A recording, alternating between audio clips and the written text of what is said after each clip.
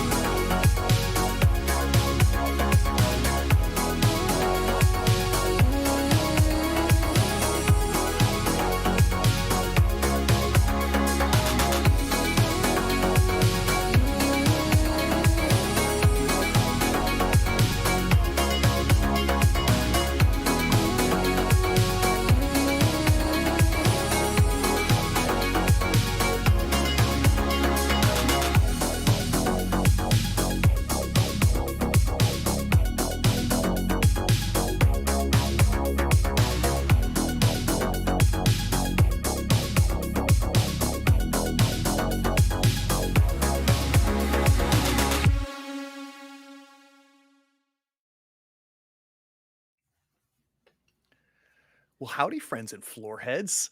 It's not been like 7 months since we've played. You remember what happened? I know, God forbid, right? So we are in session 5. Just a quick recap on where we are. We have got 4 Odyssey tapes. We've watched 3 of them. We have got 2 questions sitting out there. One question relates to our friend Officer Barker. And that question is a complexity 2. Who summoned the entity posing as Officer Barker, and was it intentional or accidental? And the opportunity that unlocks is another question. And then the other one we have going has to deal with the Whisper. So we found out that a murder occurred out at a housing development just outside of Deep Lake, and the woman who killed her husband claimed that the walls were telling her everything that he did and that he deserved to die, which tied into an old urban legend that was all throughout Deep Lake of this concept of the Whisper, something that would talk to you in the walls and tell you the truth about people around you. And so the question for that one is the Whisper a supernatural infestation or a man-made experiment? And that's complexity 4. We left watching our 3rd Odyssey tape. It is a brand new morning.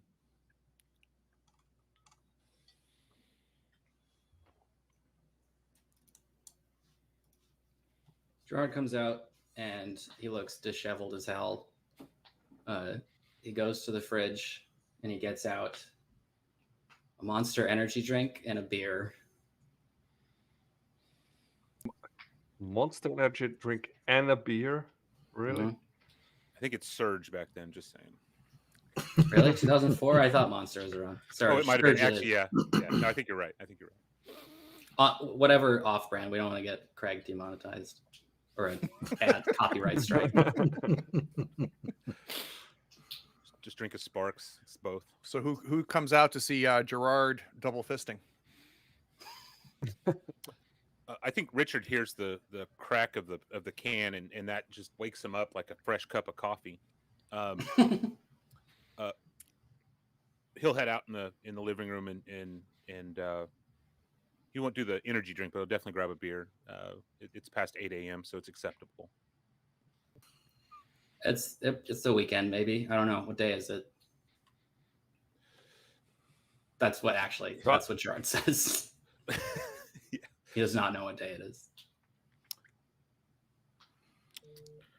I tell you what, Gerard, this freaking dog video really wrecked my mind last night. Holy crap. Yeah, I got a lot on my mind, but I'm going to wait till everybody else gets up to get into it.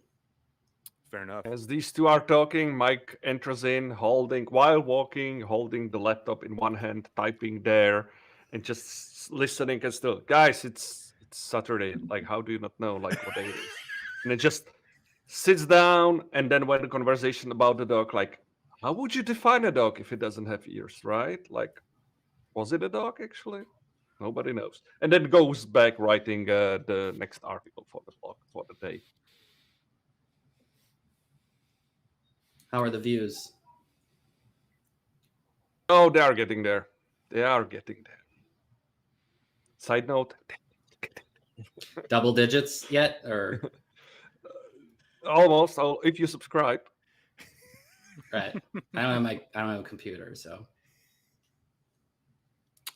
Cody eventually joins everybody, completely unfazed, reading a comic that's not related to anything at all. And just sits down. Is it one?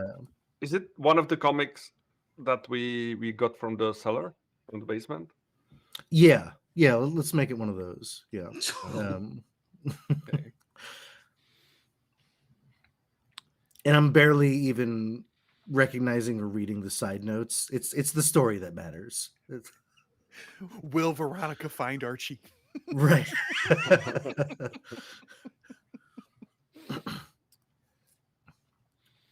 What am I? you guys, something's been Go ahead. bothering me that is hard to explain, but I didn't sleep last night because this has been on my mind, and I just need to know if it's just me. I've been seeing things from the tapes in What do you reality. mean? In reality? Yeah, what? I've like the cat puppet from the lumberjack thing, and I thought I saw something like what we saw in the daily affirmations video yesterday, and it wasn't really I'm there, sure it but was- It was the puppet. It could have been any puppet. no, like it wasn't a puppet. It was a cat, but it just looked exactly like it, and it had its paw was all messed up like the puppet was. Is it just me? Has anyone else? I'm seeing the same stuff, Gerard. It's freaking me out. Did you notice the kerosene and the kerosene can Yeah. on that last video? That Yeah. did it for me, because things are getting a little too weird, and I was definitely more of a skeptic coming out here, and now I'm starting to think that some of this stuff might be for real, and trying to, this is a great opportunity for me to come back to my hometown and kind of reconnect with some of the people. But my God, Yeah. this is for real.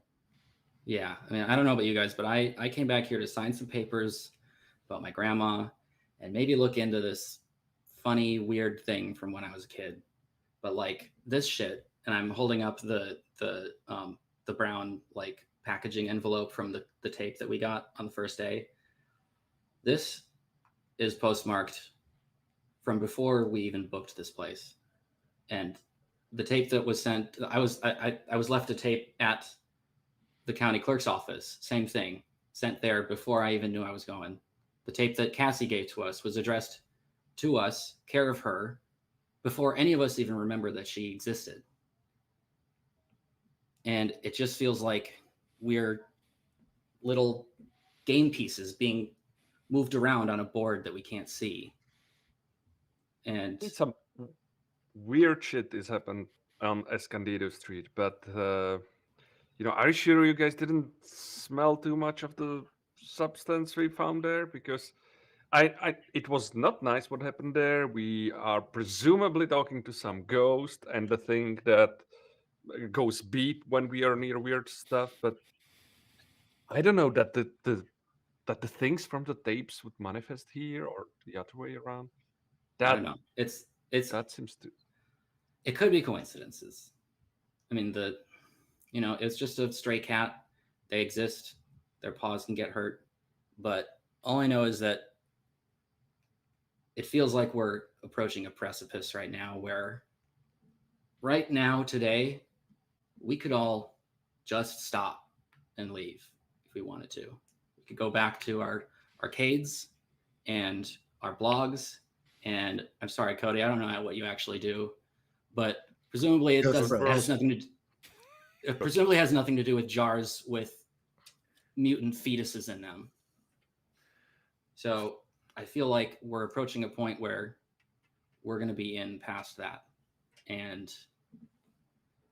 I guess I just want to know that we're all on the same page, because something bad is coming for us and we need to be together when it gets here. We've put already some money into this. I don't want to back out and with empty-handed, basically. Sure. So yeah, I'm in. Let's see what the Dogtail Officer Barker thing is. I would look into that first. Try to see where the clues take us, or where this whole thing. Maybe it's a one big prank by one of the kids. Again, hopefully that would be That'd great. be a lot, but What time is it? it's past 8. I'd say it's getting close to noon, even, because after like everything that happened, the tape. So I think I would have slept in longer this time. And I think Richard's going to make it a point to make it clear that he is one of his main priorities now that he's here is to help Cassie. That was an unrealized moment where he felt connected again to somebody, to something of his past, and wants to come through for her, because Richard definitely feels a connection to try to help her the best he can. So he's going to communicate that and say, guys, I really want to help Cassie in any way, shape, or form. If I have to do it by myself, I'll do it. But this is something that I feel strongly about, and I would love your guys' help. Yeah. I don't really have much to go back to. I just wanted someone to voice this feeling that things are getting more serious for us. So if everyone's still in, then I'm here and I'm in. I was in as soon as I spoke to a ghost. They don't remember that? That was like 3 days ago. Yeah. Yeah. A lot is We're happening. in. We're in the deep end. Let's go. Okay. There's a Where knock do we at the start door. today? Well, let's start with that then. Yeah, I think Cody would be the first to get up. He puts the comic down, goes right to the door, not even thinking about it at all. So Cody, you go to the door, and you look through the peephole, to see who's out there, and you see our sheriff, Bill Hanscom, and he's got a woman with him. What she looks to be like in her late 30s. Hello. Good morning. I feel terrible bothering you. How do I explain this? So this is Leona. She just kind of gives kind of a little wave when Bill says her name. She used to live here. Uh, and she left. Her and her daughter left. Kind of things got a little expensive. The landlord tried to turn this into more of a rental property, and essentially priced her out. But that's really not that important. But it just explains why we're here. Um, you see, her daughter Amelia, she's 12. She snuck out of their house where they live now. She snuck out last night, and I just wanted to know if the four of you, we thought maybe she would come here because she used to live here. Like, did you see her or anything weird last night?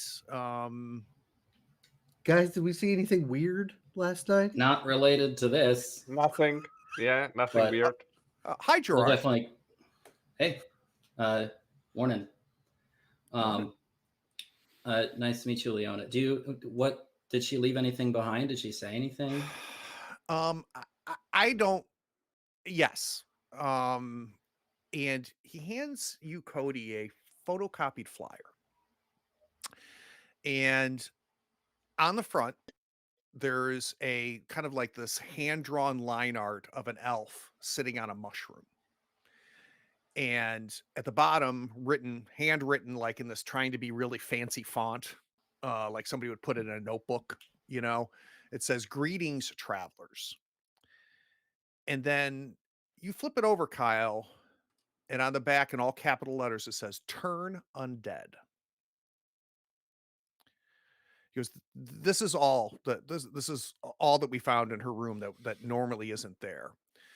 So, pausing for a second, Cody, you have seen this before. You have seen this "Greetings, travelers," and this references something that's been talked about on Ghost Bros before, and something that's distinctly in the Southwest, but it was part of Deep Lake as well. And that was back in the 80s at the height of the Satanic Panic. There were some teenagers that were obsessed with a role-playing game called Serpents and Sepulchres. And they would set up underground SNS games using these flyers that would say "Greetings, travelers." And they would pass them around. They would give them to certain people. And then it was a big secret where the game would be played.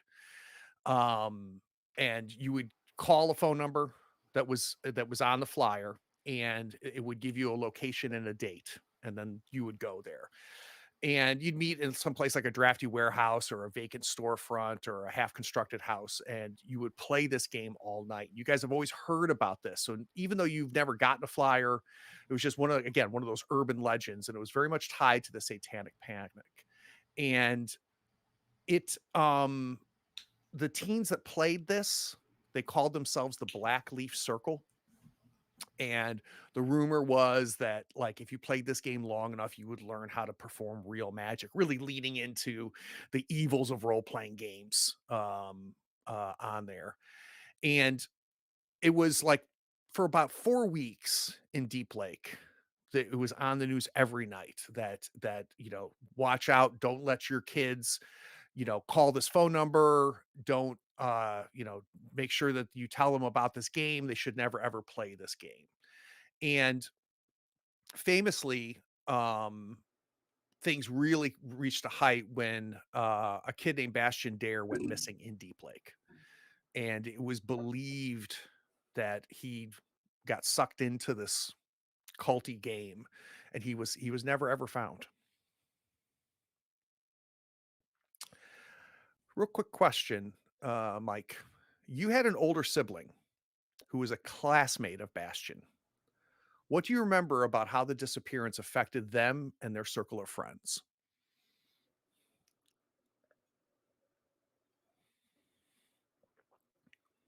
That okay.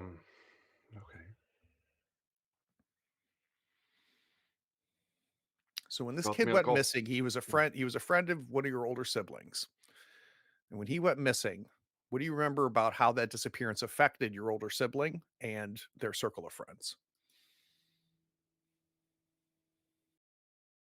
He really did. My older sibling did separate more from the family itself. That means like he when there was a dinner time, he just took the dinner to his room. When there was any other activity that really was not enforced to him, he did not participate. He just went out more, maybe spent time with the friends, but really got more and more separated. And when he was confronted about it, he just got more angry, and we couldn't get through to him.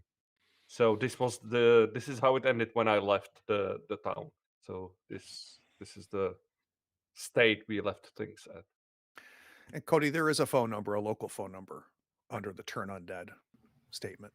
Bill Hanscom goes, sorry again, just sorry to bother you. If you guys hear anything, or if she shows up, can you just come down to the sheriff's office and let me know? Yeah. And man, we'll just keep looking, and you can just see how distraught she is. Yeah, no, of course we will. You can always come to us with stuff like this. So he walks away. We've got two things real quick. One, you have a new question. So this is complexity 6. Where are these new flyers that are luring kids coming from? So where are these new flyers for Serpents and Sepulchres coming from? And that will open up an opportunity to resolve the mystery by locating the current location of the underground game of Serpents and Sepulchres, and then convincing the would-be gamers to give it up.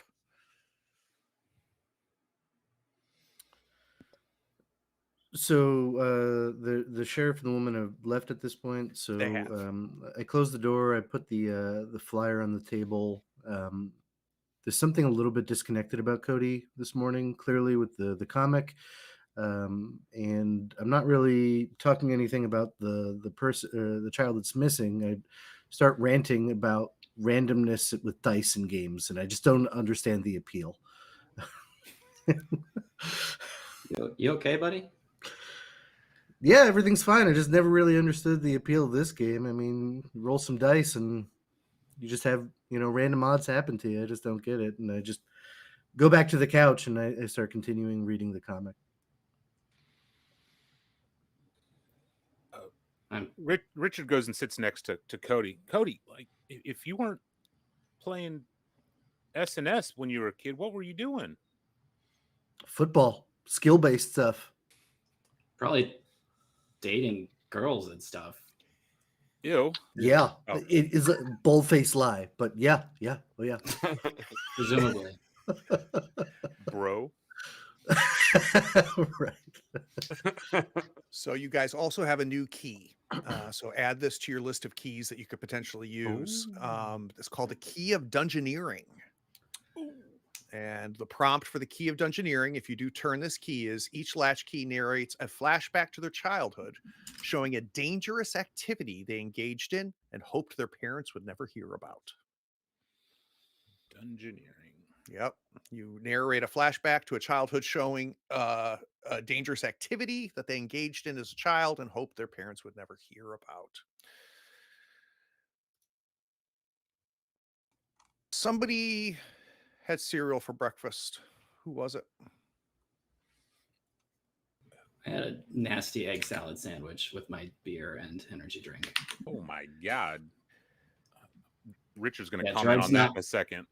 I'm not going to be at 100% today, you guys. Yeah, Mike's eating cereal for sure.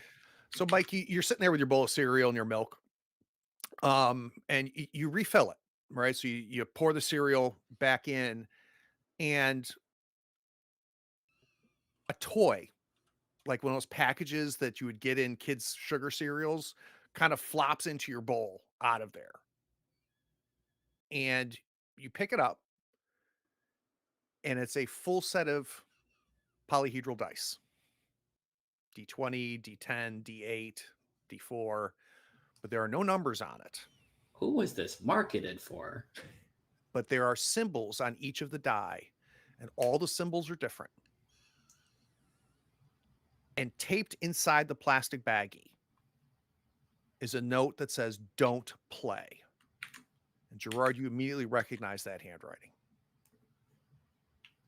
It's the handwriting of whoever has been out in the periphery. They know we have a phone, right?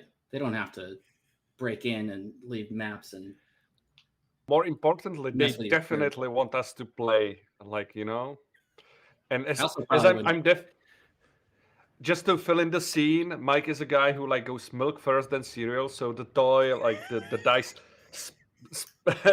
fell into the milk, and Mike is partially sprayed with milk and just cleaning himself Well, himself what off do you expect once. going milk first, you nasty man? And then who puts dice in the cereal? That should have no toys. That's No arguments there. And Mike, you got to pay for a bigger share of the paper towels in this place. You are making a big mess with your cereal every morning. 3 days. What are we doing today? Okay, so real quick, so you guys have a clue now. So the clue okay. is polyhedral dice with mysterious symbols. We can decide what those symbols are later. Yeah. Related to SNS, presumably. No, this is a generic clue that Gerard gets for his latchkey move. Oh, nice. Thank you, Gerard. Does anyone open up the package of dice or anything, or? Mike is cleaning himself up, definitely. So it's up to you if you want to open it. Okay, then Cody continues his rant on dice, opening the pack as he's doing it, and he rolls it. See, he's like, this is meaningless. Not thinking that this is actually part of the game, probably, and just ends up rolling the set of dice. Yeah, you need the rules to play that first, and maybe it's not even like Roll this them? game, you know? It might be just he plays the dice somewhere. Oh, okay. Don't roll So them.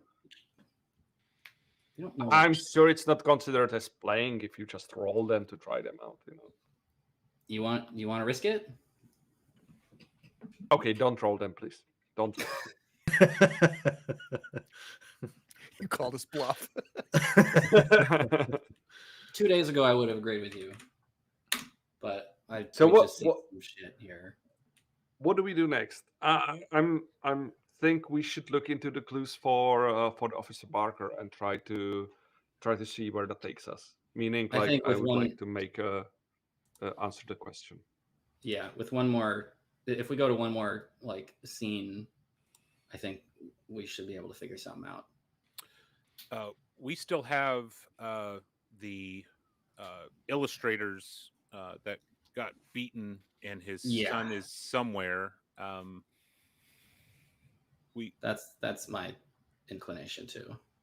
Okay, so you want to look into the last opportunity we have for the investigation. Yeah, so that's Alan Gibson, who's the original creator of Officer Barker, and one of the violent incidents that Cassie feels is portending the return of this entity that she feels drove her little brother to kill the family. So yeah, Alan Gibson still lives in town, but has been a recluse ever since that happened. And the whole, the entire campaign was shut down right before it was going to go national. And his son, his adult son, Dennis Gibson, has been living with him, taking care of him in his as he's gotten more and more elderly and infirm. And just out of nowhere, like 2 days ago, Gibson just beat the shit out of his kid. Yeah. Do we know where Dennis is at? Is he at a... He lives with his dad. So he's not in the hospital or anything. Oh, so they didn't arrest him after beating the hell out of his dad? Nope. Okay. Father didn't want to press charges. Let's go to Alan's house. Yeah, let's do this. All right, so we cut to you guys hopping out of the car and going to Alan Gibson's house. And it's a 2-floor, 2-story house, which is a little odd because most deep lake homes are single-story ranches. And you get to the front door.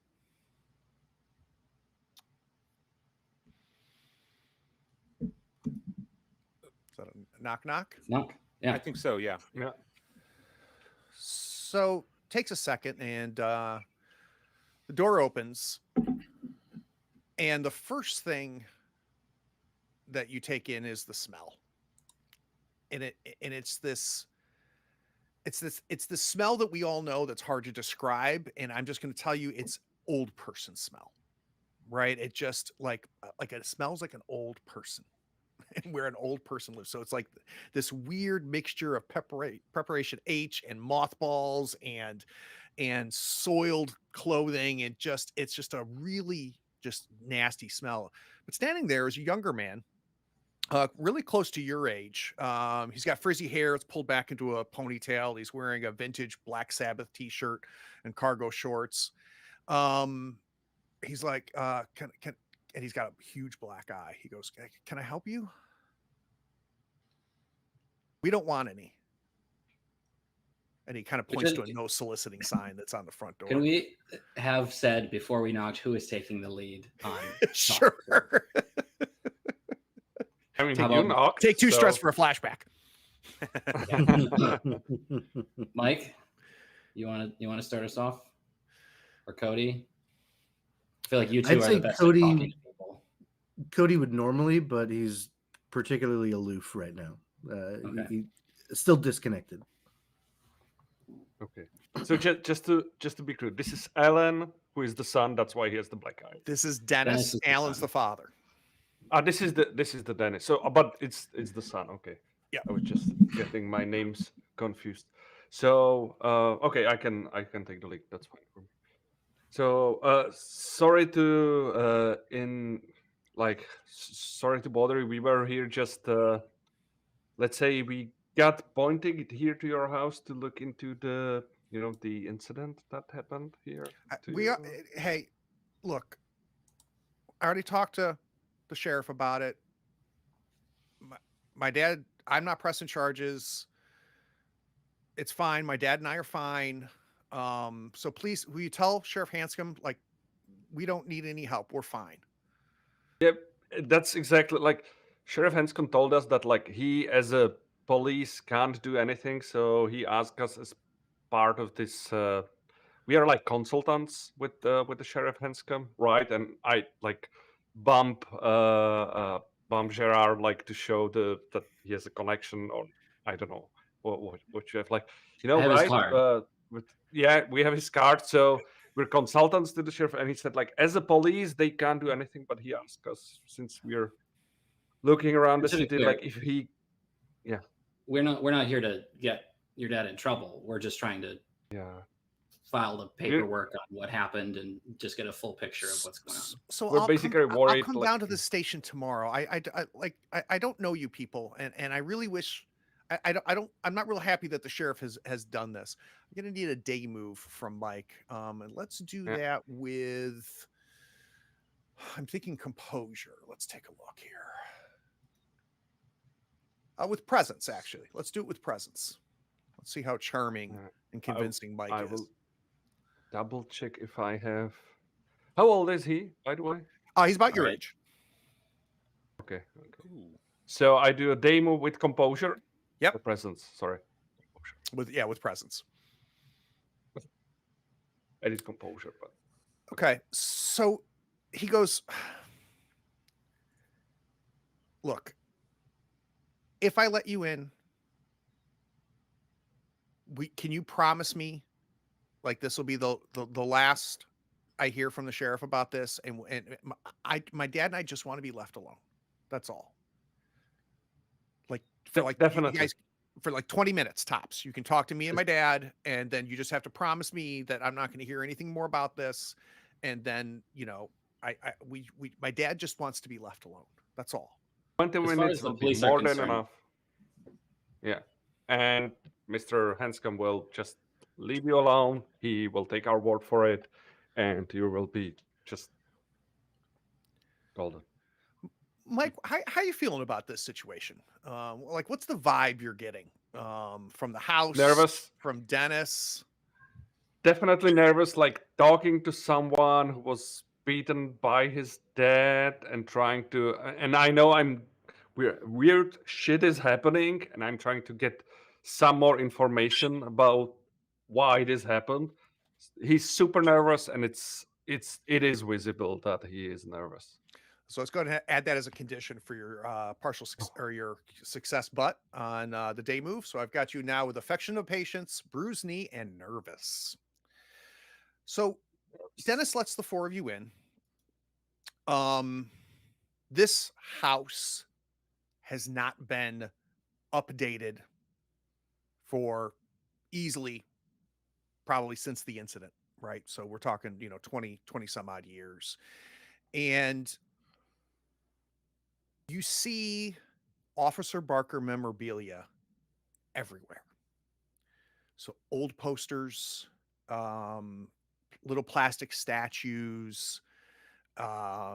There's actually a like a small child's like El Cheapo, like super El Cheapo Halloween costume, not like the one that the kid was found wearing. Like, this is one of those ones that it's just a sheet of plastic, right? That they would tie to the kid, and it would like the kids that wore those to school for Halloween, like, it was all torn up by the time they got off the bus. And you see an elderly man sitting in a lounge chair there. Obviously that must be Alan. And the first thing that strikes you is like this guy's got to be 75, 80 years old. And you look at Dennis and you're like you're my Good age. take. Like how the hell did this happen, right? Um Richard, I need you to help me paint the scene.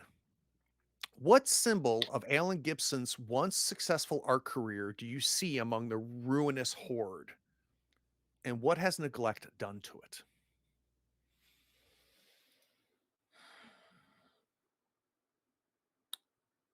I think there's like a shadow box on the wall where it had an original uh, sketch of kind of his concept, but it wasn't protected. It didn't have the cover on it. It wasn't sealed. It wasn't put together correctly. It was kind of half-assed, thrown in there and put up on a wall and neglected. So time has put dust. The edges are fraying. The ink is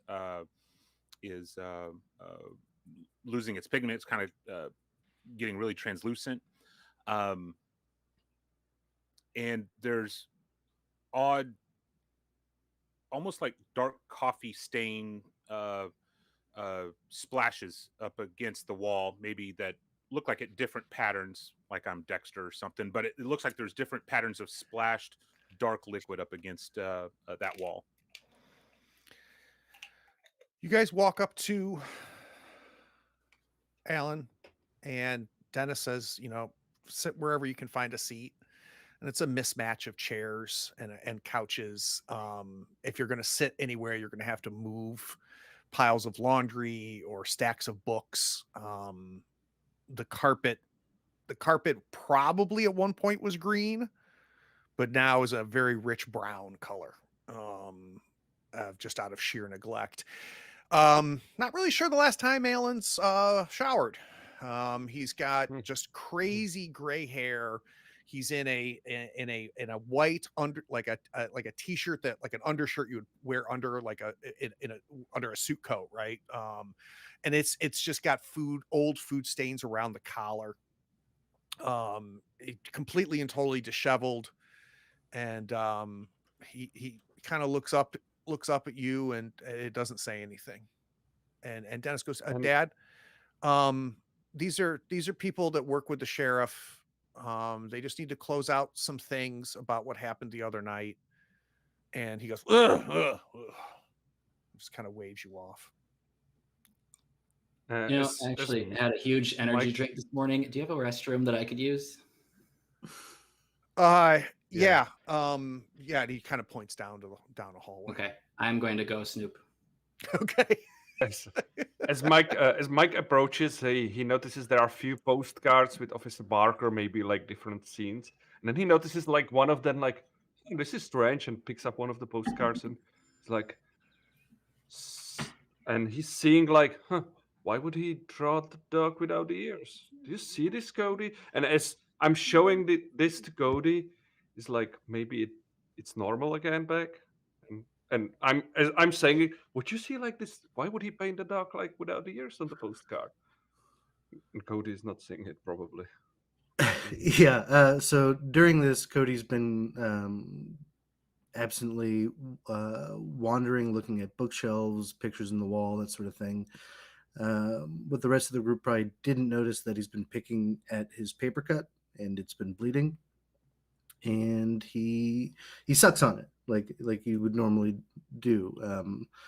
And you hear his stomach growl, and it growls for a longer time than you would think a normal stomach growl.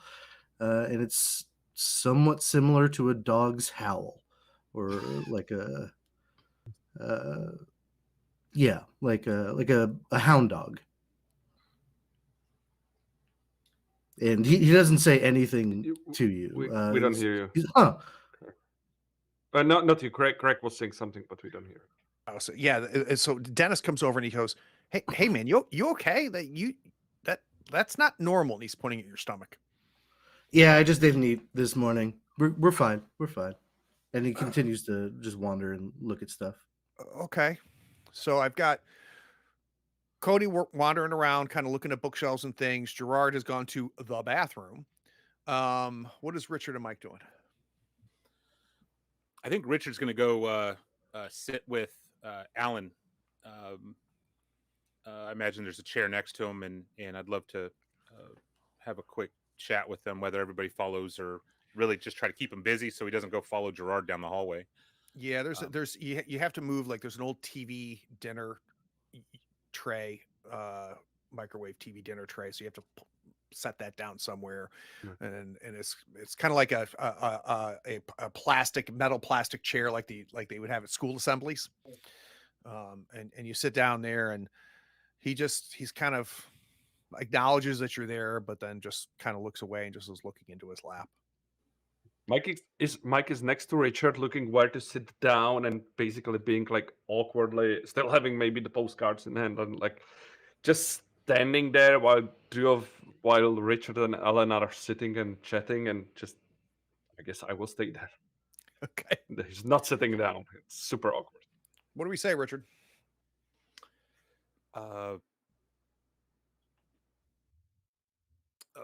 Mr. Gibson, thank you for welcoming me in your home. You know, I've been a fan of what you've done originally from this town, and you know, I take pride in knowing that we share the same hometown.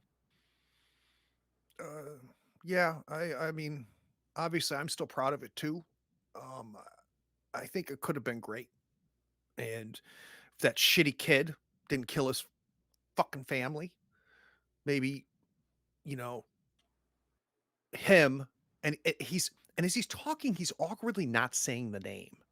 So he keeps like pointing to an illustration and calling it it. And he goes, maybe it would have been big for me and the family, and my wife wouldn't have left me. And yeah, so I appreciate it. There's not many people that are fans.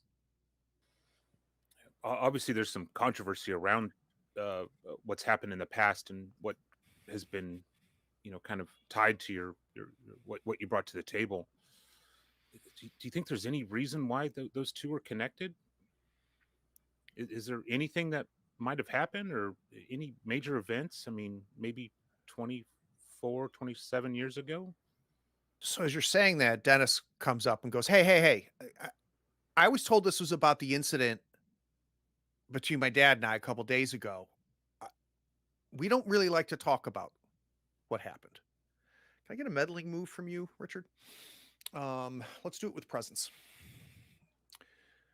I think I'm gonna Nintendo don't. Okay.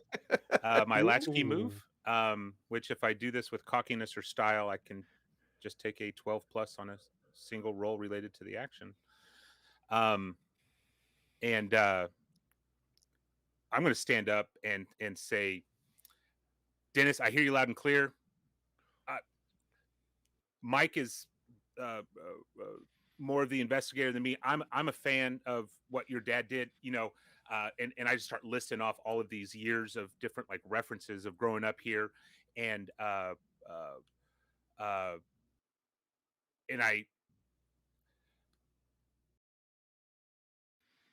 gauging the situation. I look over to Alan and say, Alan, again, thank you so much for everything you've done. Like I said, you could tell I'm a true fan. You know, this may not be the best time for this, and I apologize for that, but I'd be remiss to not bring it up now because, again, huge fan. What if I just give you like some memorabilia or stuff? Would that shut you up? Is that Dennis saying that? No, yeah, it's Dennis saying it to you, Richard. Yeah, that I'd appreciate anything. This is a memory for me. But yeah, any memorabilia, I would love that. But like, don't like sell it on the internet or anything, man. Okay. Oh, definitely not. No, I have a terrible eBay seller rating. I can't do that anymore. So you guarantee it's not going to happen. I don't ship shit. Yeah. So yeah.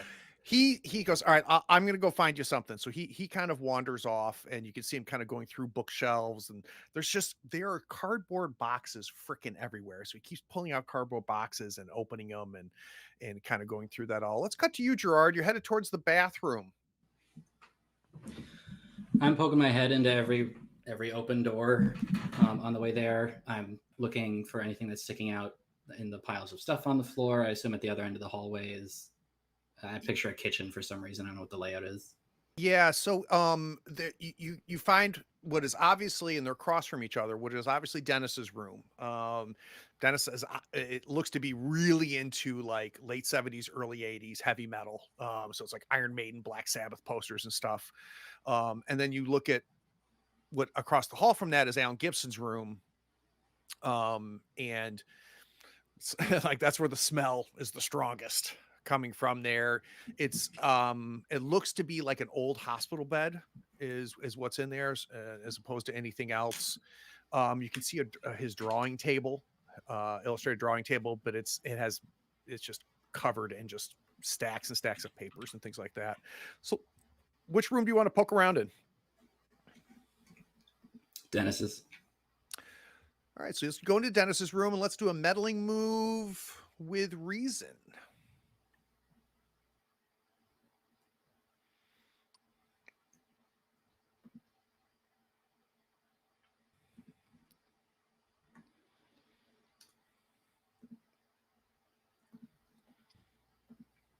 Oops. I don't know why I still had Classic. You still had the 6 was the last one, so I guess it's a 1 and a 4. A 1 and a 4, so you get a 5. So you're kind of poking around, and your takeaway from looking through this kid's room is that he seems to be kind of trapped mentally and nostalgically in this period of time, right? When he was obviously in his teens, listening to this type of music, and there's just there's the whole room just reeks of nostalgia. There is no Officer Barker anything kicking around.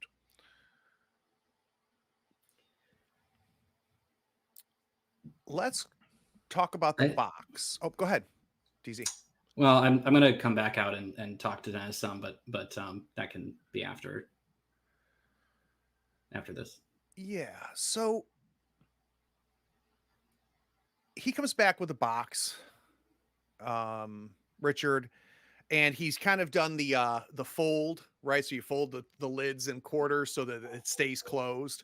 He goes, this has got a bunch of stuff in it. It's like a shoebox size things. He goes, this has got a bunch of stuff on it, but just like let's not, like, no more talking about it. And he points to like a picture of Barker. Deal?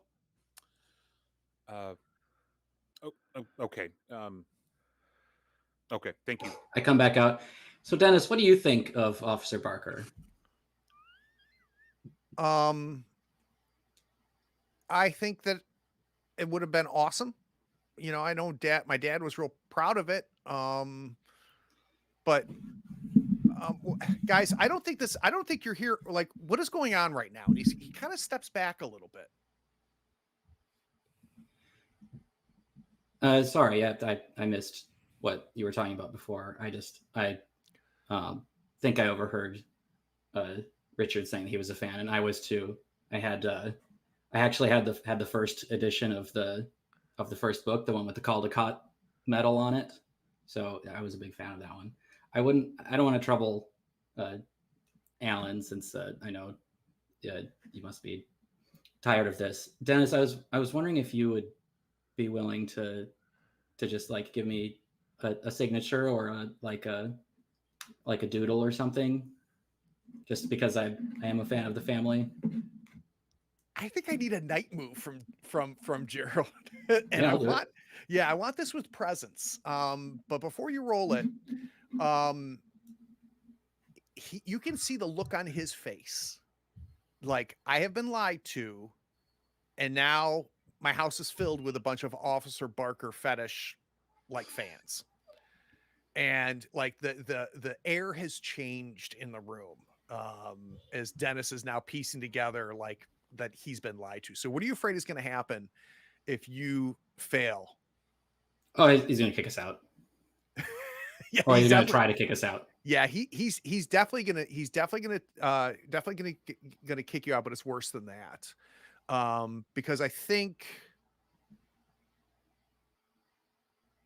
whatever this entity is, going to clock in on you.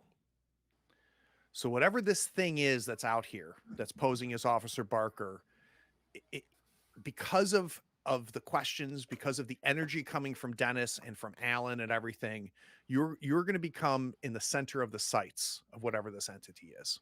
So It's only a matter of time anyway. night move presence. Taking advantage off. Well, I am. Go ahead, but I'm using the key. So we see that play out, right? We see him gather all the four of you together and rush you out. But I get the sense we're going to turn a key. Yeah. Okay. So mark a key that's going to upgrade you from a miss to a success, but.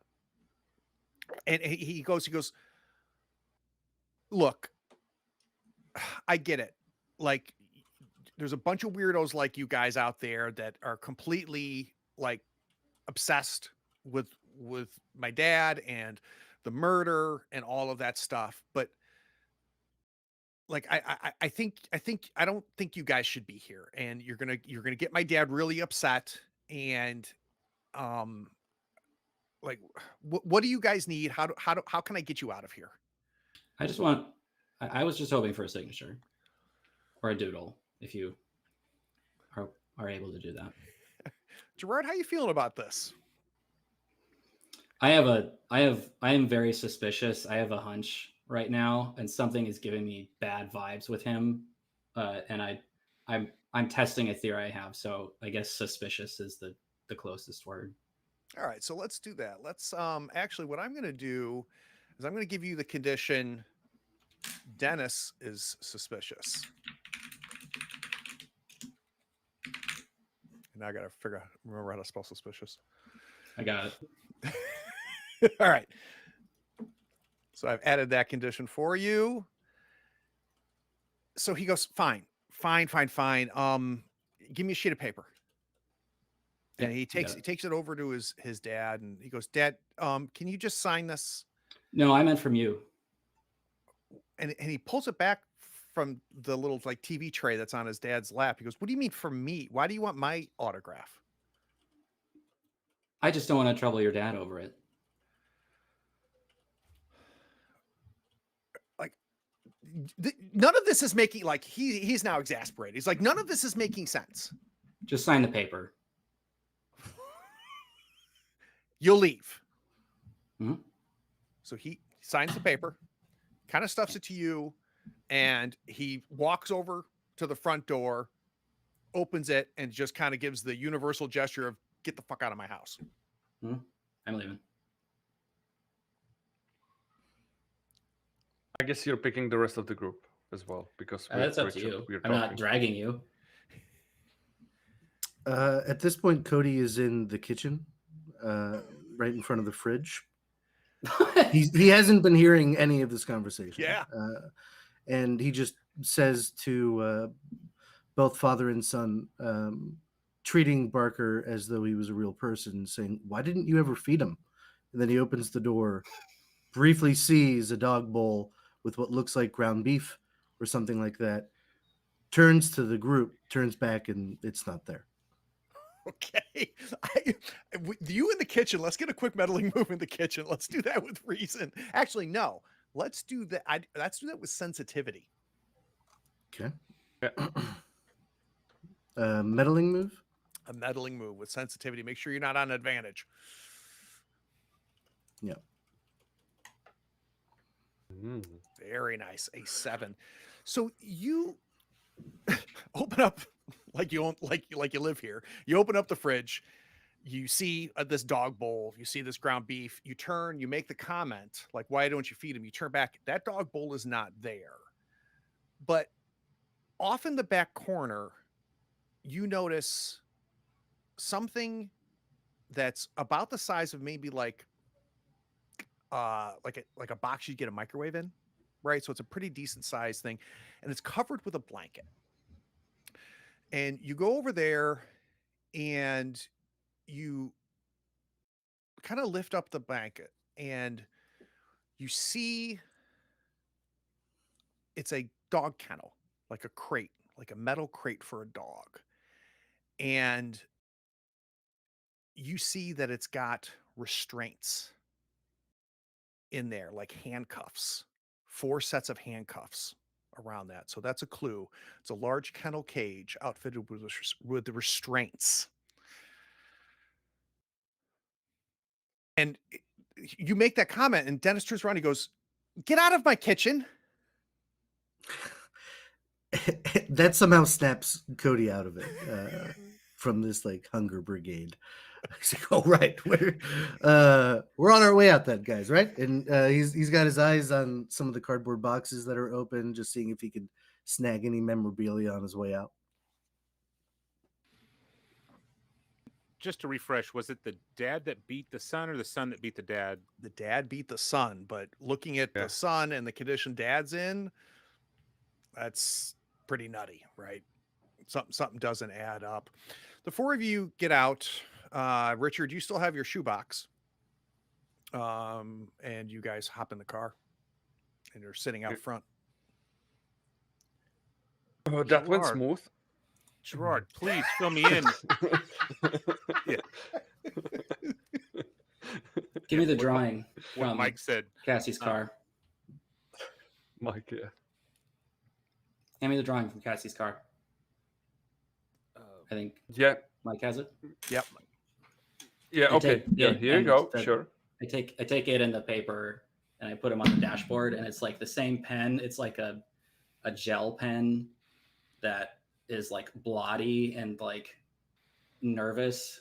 Like it's not done confidently. Like the pen stops and the ink bleeds out into dots every once in a while, and it looks clear to me that it was done with the same hand.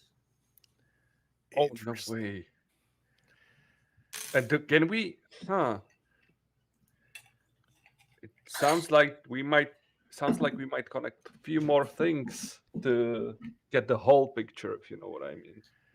And speaking So of which, should we- Richard, real quick, I want to do this. Richard, Okay. you open up your box that was kind of shoved to get you the hell out of my house. And it's full of newspaper clippings. And it's a bunch of newspaper clippings all about the incident, right? All about the investigation, trying to understand, was it this kid? Like there's a period of time where they believe there's no way that this kid could have done it, but the police, and you're seeing it like, like a timeline, right? As you go to the next clipping, and they finally just, the kid never spoke again. He's in the state institution outside of Deep Lake, and just real disturbing. Except there's one newspaper clipping that doesn't fit the rest. It's not about the incident. It's a newspaper clipping from the LA Fresco Tribune dated July 4th, 1958. And it talks about an explosion of undeveloped land. And it was unexplained. It's just this piece of land exploded. And you look at where that land was, and it's where the castle home was later built.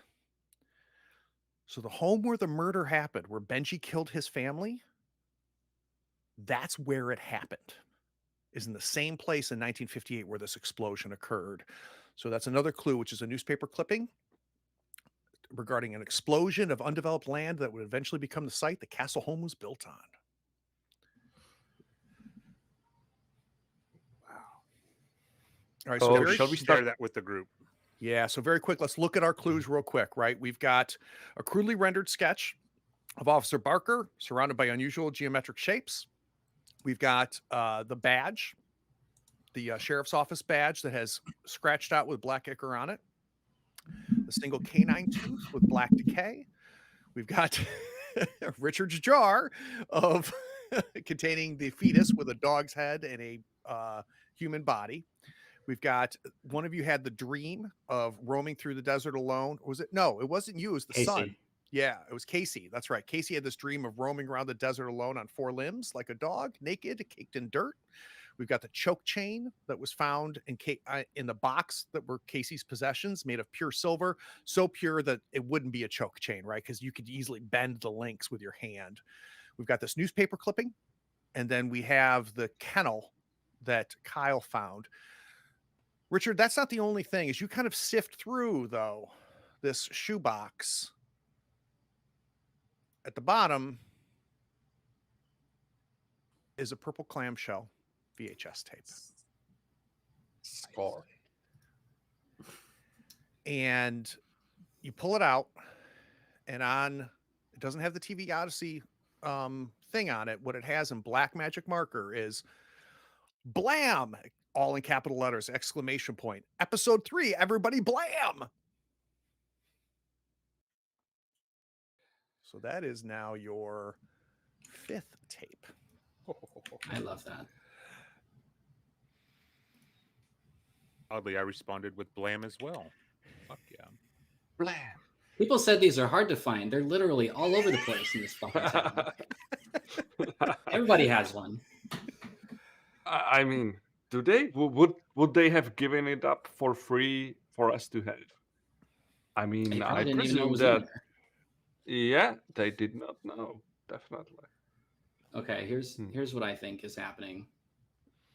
I think Dennis is really what started all of this, including back in 23 years ago with Ben Castle, not Alan. I think Dennis, I don't know, maybe he was playing the Satan game or something where he's involved in that, and he somehow manifested whatever is doing this. I think he is trying to set it up again now and get it restarted. I pull out my map too. I'm like, I don't know why I didn't register this, but all of these marked points are the incidents where things have happened. The convenience store, coffee shop, even the Gibson house. I think that Ben is leaving these things around. He showed up at the convenience store, at the whatever it is, dressed as Officer Barker. He left the jar Ben, there. you He put mean the Dennis? chain. Sorry, Dennis. Okay. He left the jar there. He put the chain on Casey, all of it. And I think Alan knows it. And that's why the cage. Maybe when Alan was able to overpower him, he was locking him up, and now he can't do that anymore. And maybe he found out that Dennis is trying to do this again and tried to stop him and wasn't able to. Or the option is that maybe Dennis got this Officer Barker out, but he's not intentionally doing this. Maybe he's not himself when he's doing it. If you know what I mean. Because we entered their home and we were basically doing everything we could so we get our ass kicked, and we still managed to. I mean, yeah, 4 of us, but if it's this, let's say, threatening criminal that is doing all of these things, I don't think he would have let us easily in the home. I think he does not think that he's doing it. That he's not aware if it's him that he's doing it. That's my point. Could it be related to the whisper, or do you think Officer Bark did whatever it is affecting him too? I mean, Cody, do you know you're the Ghost Bros guy? Do you know how, like, are there ghosts regarding some, how the possession works? Such could, like, Officer Barker ghost possess Dennis and make him do stuff? Sure, yeah, that could happen. And I'm starting to look at all the clues, and as I'm doing that, I also ask Gerard for a lollipop, and I'm looking at all the stuff, and I'm comparing. The one thing that I really focus in on is the black decay, the dark liquid, the ichor on the badge. And that's the one thing that I can't help but I can't let go of. That seems to be the connective tissue between it all. And I bring up the fact that, like, maybe it's not an entity that's possessing all these things, but an after effect of everyone interacting with whatever the heck this is. And he compares the 3 black liquid stuff. Yeah, I buy that. Should we be carrying that around and touching it then? By the way, I mean, mine's in a jar. I don't know what you guys is up to, but my black ichor's in a jar, sealed. do we have set of? I guess I will. Mike, if anything he touches, he uses the handkerchief from his pocket or whatnot. We need to So- let's stop at a store and get some Ziploc bags, maybe. Just what if we try to sort it out right here, right now, and then just put it in one bag in the back of the car, and let's not talk about it again. Just So that. That's probably safe. Let's pause for a second, right? So the question that we need to answer is who summoned the entity? So we need part A is who, and part B is was it intentional or accidental? And I hear a lot of clues being thrown around. It's complexity 2.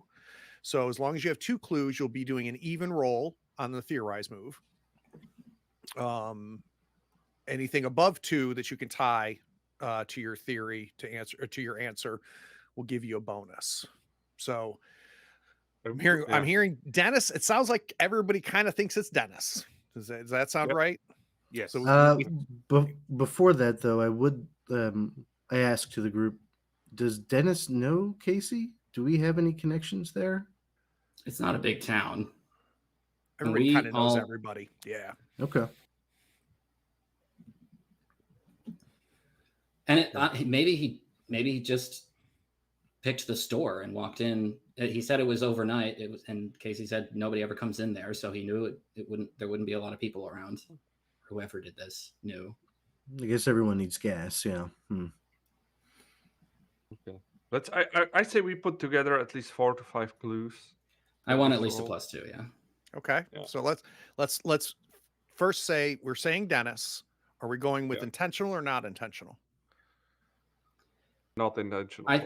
I think intentional because I don't want to.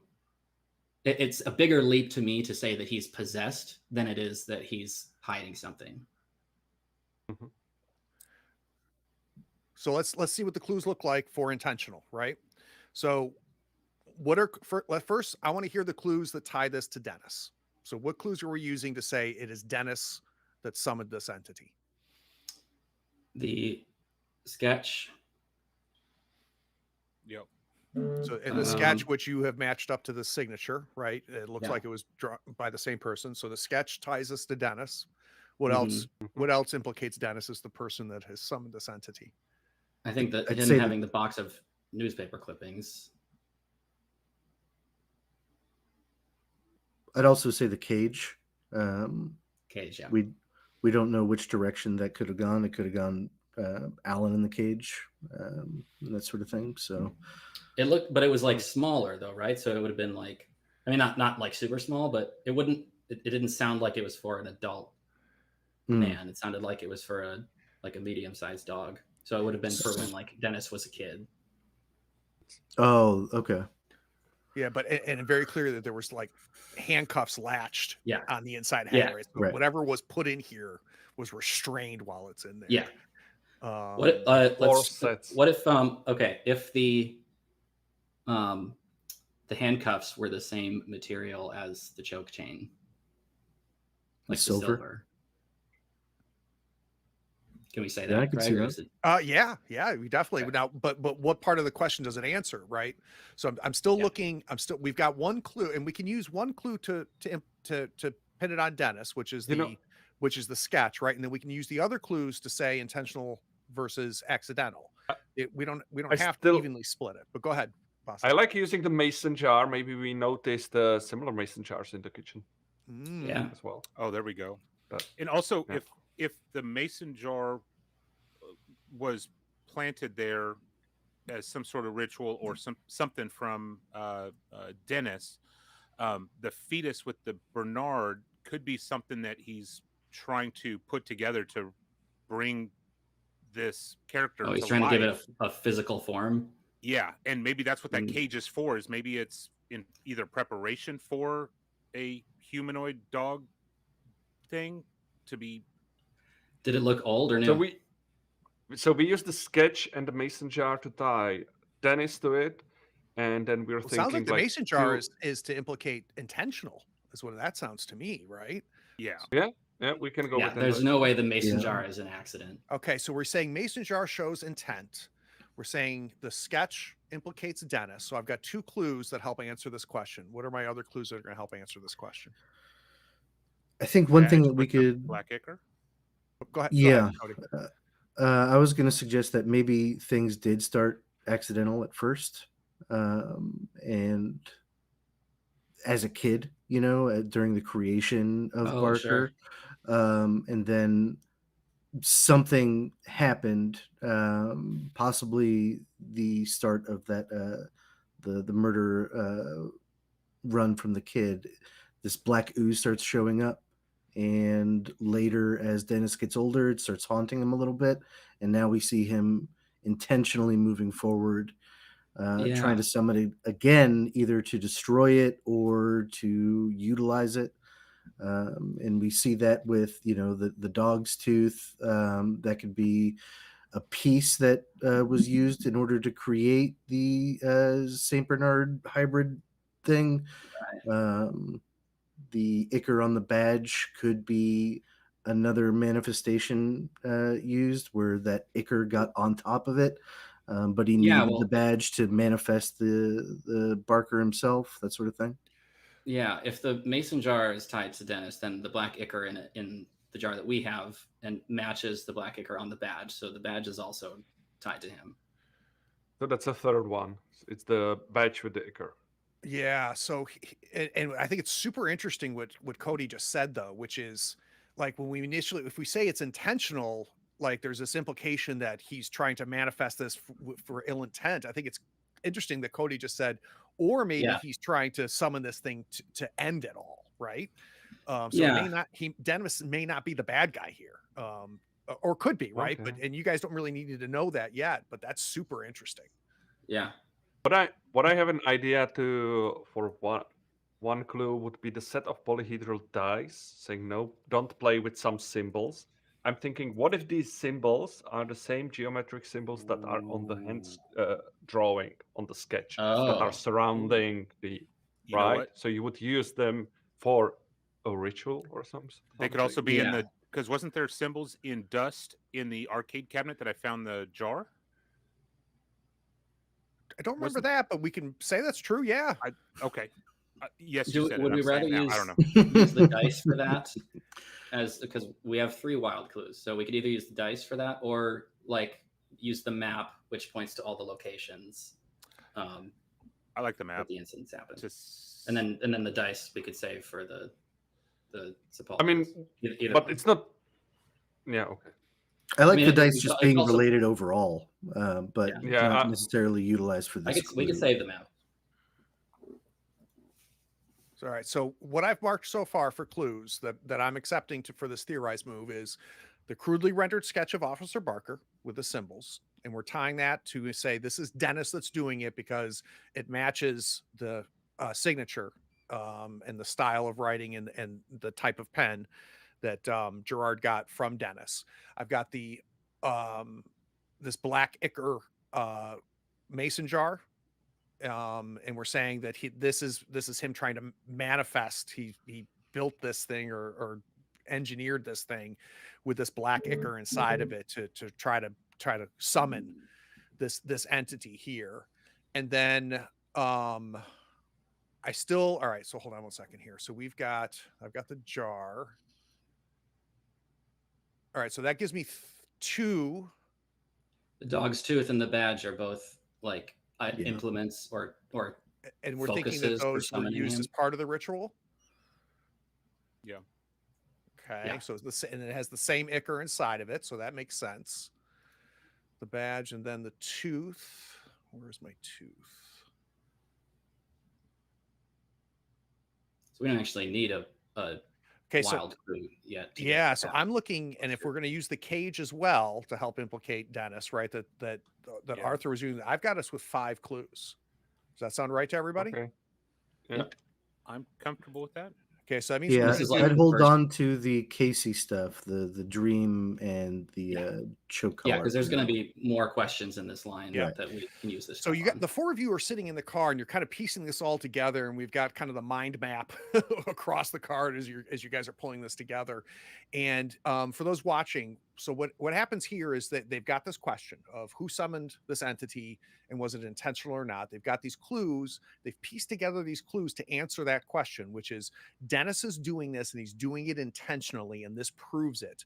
What they're going to be doing now is they're going to be doing a theorize move, and if it's successful, then they've answered the questions. That is the answer. If they are not successful, then it is not this, and there's going to be implications for them getting the answer wrong, and they lose the clues that they've tied to this. It's complexity 2, which means they're at a -2 by default, but every clue that they're using to justify their answer adds to that. So they're going to be rolling this at a +3. Who's going to roll the theorize move? Or is it called, is it theorize? It's not theorize. Answer a question. Answer. Yeah. Who's going to do the answer the question roll? Who did it last time? I did. Okay. Richard will do it. Yeah. No. Richard's going to do it in 10 minutes. We're going to take a quick 10-minute break.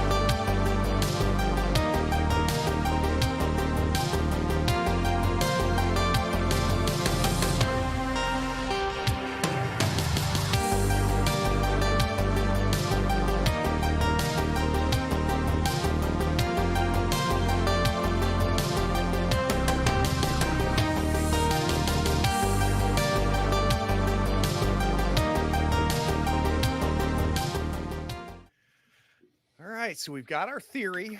Our theory is it's Dennis, and it is intentional. We don't know why quite yet, and that's fine. That's not part of the question we need to answer. We're tying it together using the sketch, the officer's badge, the decayed tooth, the kennel cage found in the kitchen, as well as the jar of black ichor. All of this proved that it was Dennis and it was intentional. Nick, you're going to do the answer to the question move, and you're going to do it at a +3. So if you click on the move, we'll give you the option to add a +3. Prompt +3 and roll. Uh-huh. Yes. Very nice. Very nice. A pure success. So as the four of you are looking this over, yeah, no doubt in your mind. No doubt in your mind, this is Dennis that's doing this, and he is doing it on purpose. You now have a new question. This unlocks a new question, and this is complexity 6. What kind of entity is Officer Barker, and what does it want with Deep Lake? So what kind of entity is Officer Barker, and what does it want with Deep Lake? The opportunity you unlock if you answer this question is it will resolve the mystery by negotiating with the entity in exchange for its departure, or by luring it to you and then capturing or destroying it. So you guys will have the opportunity to either get Officer Barker to leave Deep Lake alone, or to capture or destroy it if you answer this question. Nice. We used up the kennel, the cage. That's what I have you marked as. That's, or no. Yeah, no, yes. Yeah. So the 5 I had Yeah, is we the used it. jar, the kennel, the canine tooth, the officer's badge, and the sketch. What you still have unused is the dream that Casey had, the choke chain made of silver, the newspaper clipping that was found in the box that had the explosion happen in 1958 at the same location where the castle home was later built. We've got this map. We've got the dice. And do we have a third untied clue? Oh, the postcard, right? We still have not used the postcard. Remind me what the postcard said. Don't Says, bother me. "Don't I'm bother diving me, in Deep Lake. Deep Lake." Don't go swimming. Got it. Okay. All right. So the four of you now know the situation, right? Dennis is summoning this thing. He's summoning it on purpose.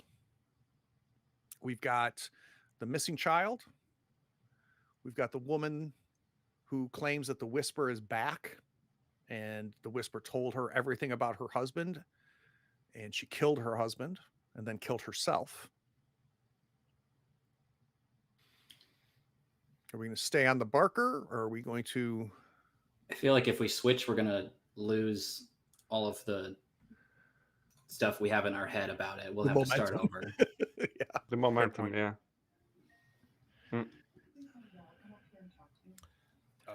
Yeah, I vote we stay on this and I Let's completely do on next the same clue. page.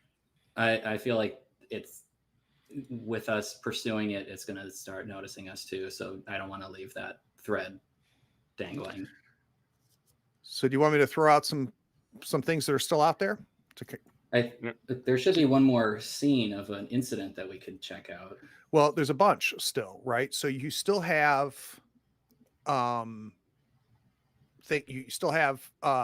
Benjamin at the state institution.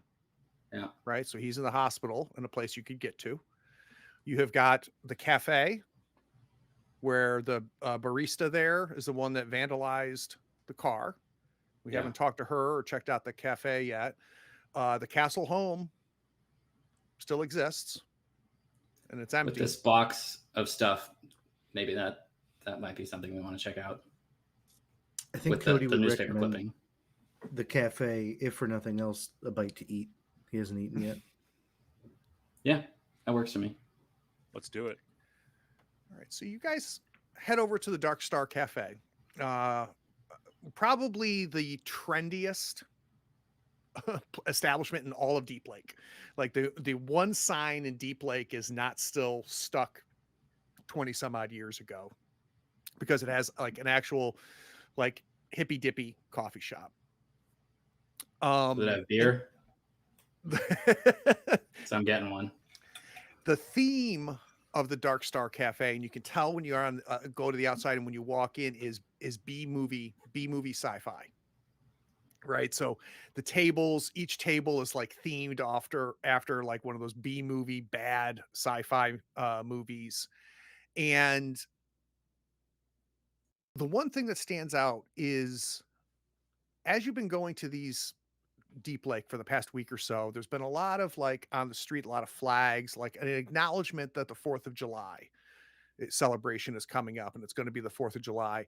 You notice here in the Dark Star Cafe, there is nothing. There's not a single flag, a single flyer for, the 4th of July party. It is completely devoid of any indication that we're approaching the 4th of July holiday.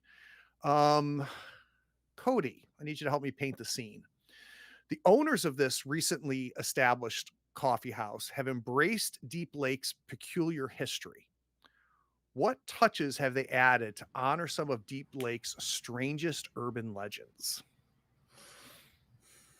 I think the immediate one is their own enlarged Barker mask in the corner, with like a bunch of police memorabilia, like clearly not actually tied to it, but stuff that they would maybe associate with as they're decorating. So we get a police baton on the wall next to this mask, an old badge, that sort of thing. At least that's the one thing that Cody notices immediately on walking in. So, does anybody else notice something, or is that capture it? On the opposite wall is a big laminated like timeline diagram with points at like different incidents and deep like history, with a little note on like what happened and where and when. So that I'm going to look at that and see if there's anything tied to. Yeah, so you go up to that and you're looking at the timeline, and what's marked on there is March 13th, 1997. That's when the high school kids jumped off the roof. You see, this is the first that I'm learning about that. Well, I guess I would have known about it. Yeah, you would have known it existed, right? But this is the first time right. the character did not see the broadcast that the players did. Yeah. You see 1986, the La Fresca High School prom and the fire tragedy. That's marked with a newspaper clipping. To the left of that, farther down the timeline, though, you see 1977. And it's an article talking about the building of the TV Odyssey Channel 94 studio. But it's not called that. It's just saying the TV studio was built in 1977.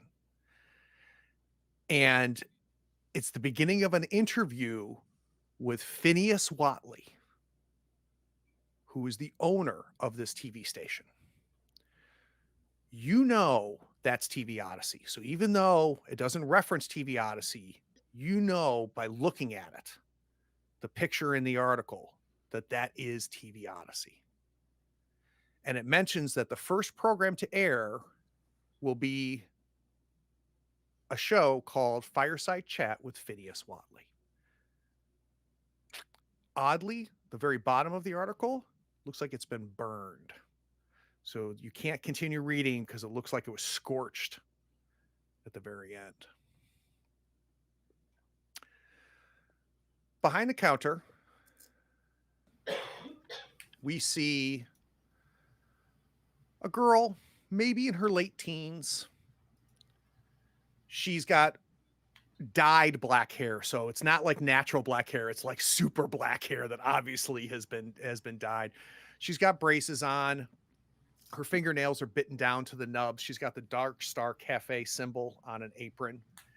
And the big name tag she's wearing says, "How can I help you? I'm Winnie," who you know to be the girl that vandalized Cassie's car.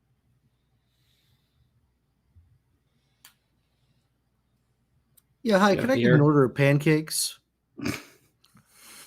Pancakes? We have donuts. Great. I'll take a dozen of those. Thank you. Which ones do you want? And she kind of turns around and there's like a Dunkin' Donuts style. You know what? You choose for me. I like a collection of them. Are you right, a guys? jelly? You guys aren't Are you a picky, jelly right? guy or a no jelly guy? Anyone here not like jelly? He's a jelly guy. I can. So Winnie pulls out a box, she unfolds it, and she starts pulling donuts into the box. No, I'm famished. And I just immediately start eating donuts. Shoving. Exaggerated. Richard's going to kind of break away from the group in the main area. I'm imagining there's maybe a hallway where there's a few bathroom doors and maybe like an employee door. I want to go back in that area and meddle around a little bit and see if there's something to look at. Yeah, so Richard, you head back and there's the men's bathroom, women's bathroom, and then it says employees only. And because you don't know boundaries, you open up that door and you see what looks like a series of lockers. And one of the lockers has Winnie's name on it. I'm going to go try and see if I can't open up that locker. Well, is there anybody in the room? No, I'm gonna look you're by yourself. You're by yourself. Goddamn. I almost screwed that one up. Yeah, I'm going to go meddle in that locker. All right, so let's do a meddling move with reason. I don't have Nintendo anymore. Nice. All right. So you open up the locker and it's pretty sparse. You're looking around and you find an envelope. And you grab the envelope. And just as you're about to open it, you hear the door behind you open. Can I help you? Turn around. Tall guy, mid-40s, wearing a Dark Star Cafe apron. Yeah, the bathroom was locked, and so I was trying to find another bathroom, and I went in the wrong door. My apologies. And did you plan on peeing in her locker? No, I saw it open. I closed it. I'm closing it for her. I guess this is Winnie. Winnie? Yeah, Is Winnie, she the lady at the front desk? At the counter? I'm going to need. We'll leave this as a day move. Let's do a day move with presence.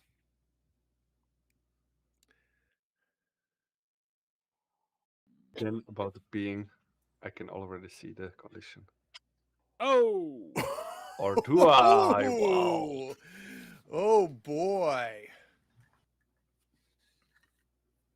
Got it. So that didn't work out like I wanted it to. He goes, "Sir, I am so sorry. Yeah, I will unlock. I will unlock the door for you. I feel really bad. Is there anything I can do to make it up for you? Well, here, let do this for me. I'm the manager. I'm Dave. I'm sure you have to pee. So he goes and he takes keys off his belt and he goes, oh, it's already unlocked. Well, here you go, sir. And he pushes the door open for you. But yeah, just come see me after you're done, and let me see how I can make this up for you. Absolutely, thank you, Dave. Richard, the smooth operator. That's our first double six. That was pretty good. So when he puts down the box of donuts, he goes, "Anything else I can get you?" Yeah, what's with the big scorch mark on the concrete out front? The big scorch mark on the concrete out front? I looked like there was a bonfire know. in the parking lot. Oh, okay. You can ask Dave. I don't know. There was nothing burning outside. It kind of still smells fresh, like it just happened. No, don't know anything about that. Nope, sorry. I mean, like nobody talks about what happened. That's interesting because the cafe. Yeah, that's interesting because Sheriff Hanscom said otherwise about you knowing anything about that. And she kind of closes her eyes. And she goes, "Look, I don't know what got into me. I was serving coffee, and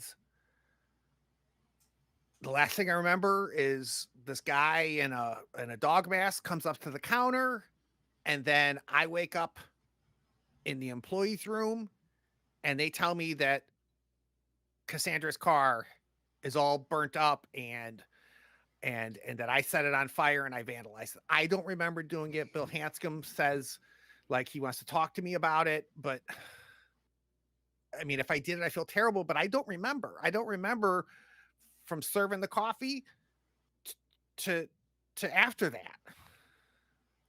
Listen, we're private investigators looking into this, and we think there's something else going on here. You are muted, Vaslav, if you were I saying didn't something. talk.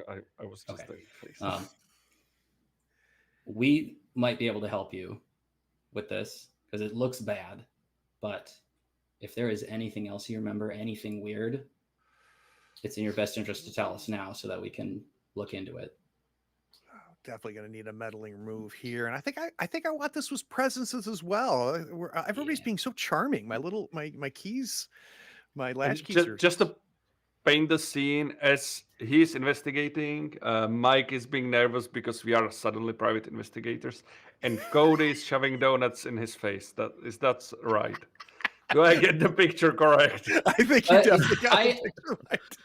We have been telling everybody we're something different in this town, so I'm just embracing that we're just whatever the fuck we say we are at any given moment. Okay. We are private. We are privately investigating. I didn't say we were licensed. She kind of looks around, and Dave comes out after helping Richard get it unlock the unlocked bathroom.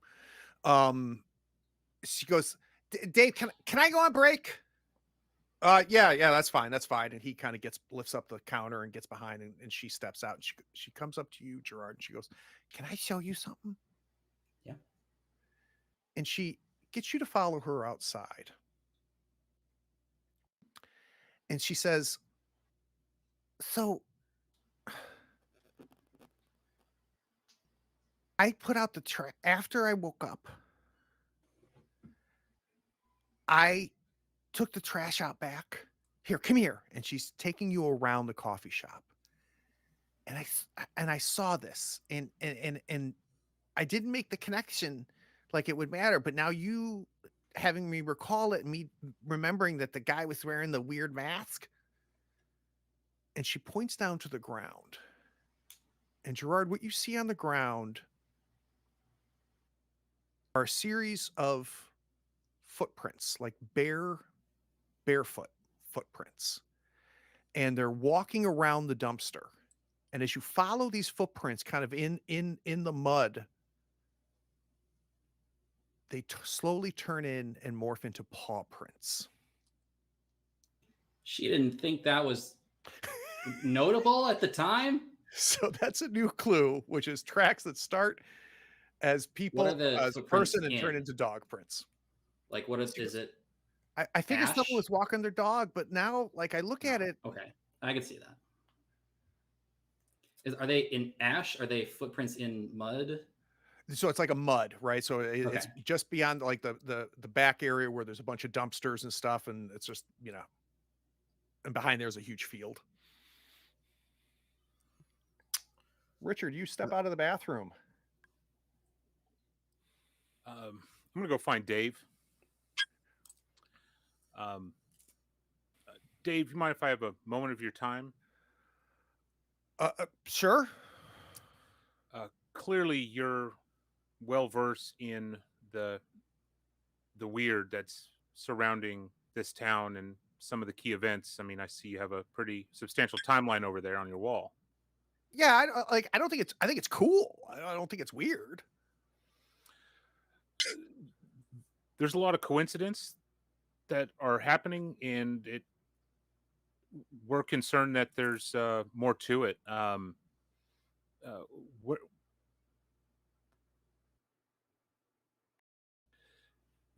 The timeline on this wall, is this everything you have on since you've been here, as you've been hearing about these events here in town? Honestly, I bought this place.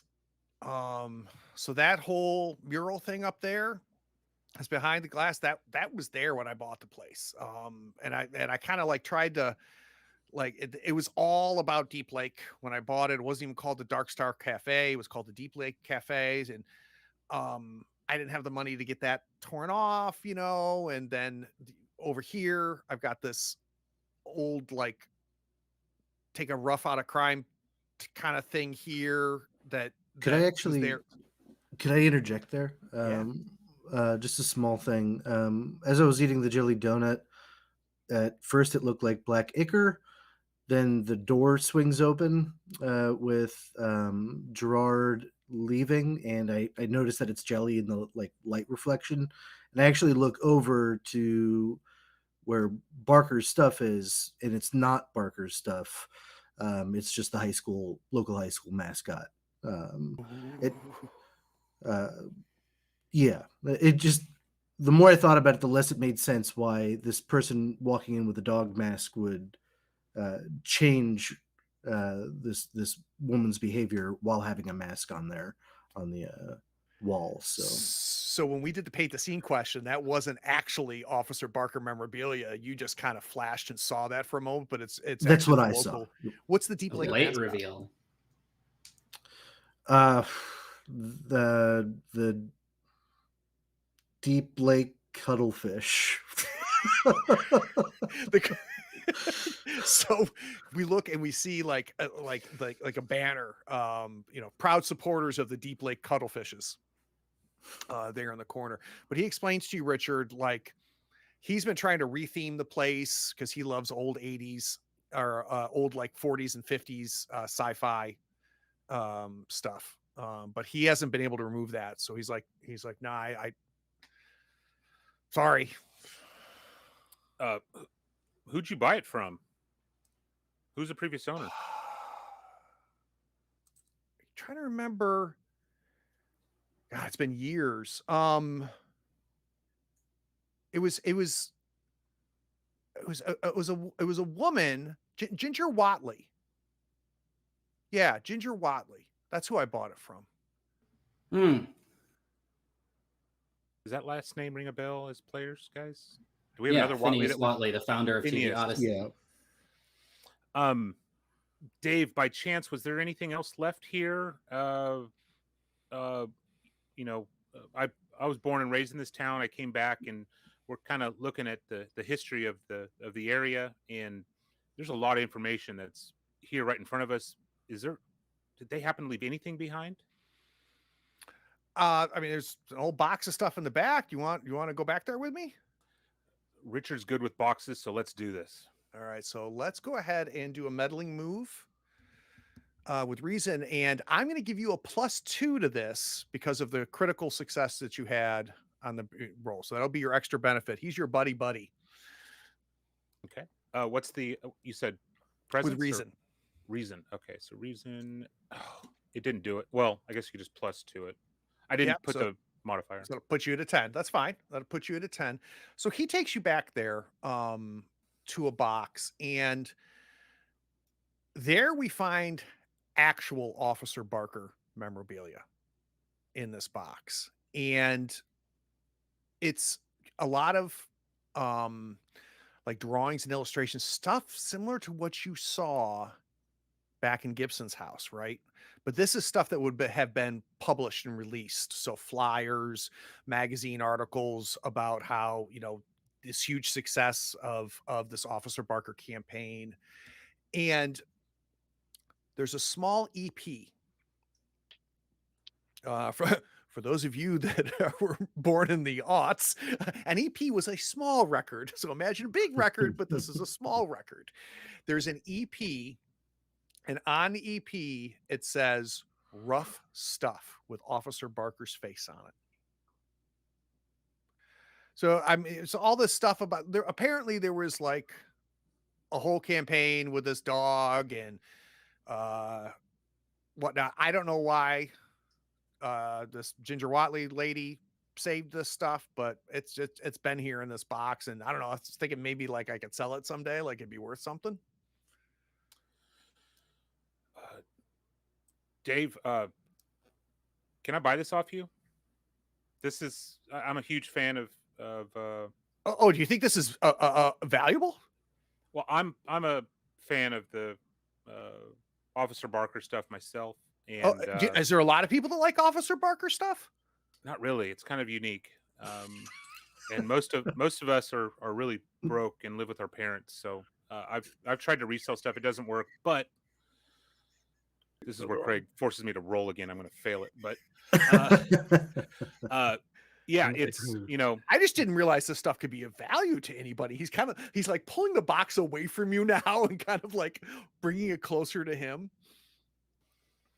How much do you think this is worth? Like, if you wanted to buy it, how much do you think you'd offer me? I'd give you $20 and promise not to escalate your employee burning a vehicle in front of your establishment in the newspaper. Okay, That escalated quickly. Yeah, so let's Wow. do a day move. With threatening. No, Threatening. day move with hostility. $20 let's do it with and presents. blackmail. Yeah, let's do a day move with presents. Presents. Dude, you are on fire. Yep. He goes, It's very unlike you, Nick, to be rolling this well. Right. I can't Yeah. wait till he plays in Shiver next week. Oh yeah. How about 30? I've got the 20, Dave. 28? 20, and I'll buy the dozen donuts that my boy Cody out there purchased. I mean, we were going to pay for those anyway, right? I'm hoping they're already paid for. We're separated. He gives you the box. So add a clue for me. There is a audio EP Yeah, I of got rough it. stuff. And there's more to it if you guys listen to it, but that's what the clue is. All right. You also have that envelope, Richard, that you found at the bottom of Cassie's locker. I guess rewind. I would open that while sitting in the bathroom because there's clearly a single seat Oh, there. I want to open it in that privacy. So what you find in there is a photocopy of Cassandra Castle's birth certificate. And the name of one of the parents is not who you thought it would be. So it's a copy of Cassie's birth certificate, and one of the two parents' names is not who you would thought it would be.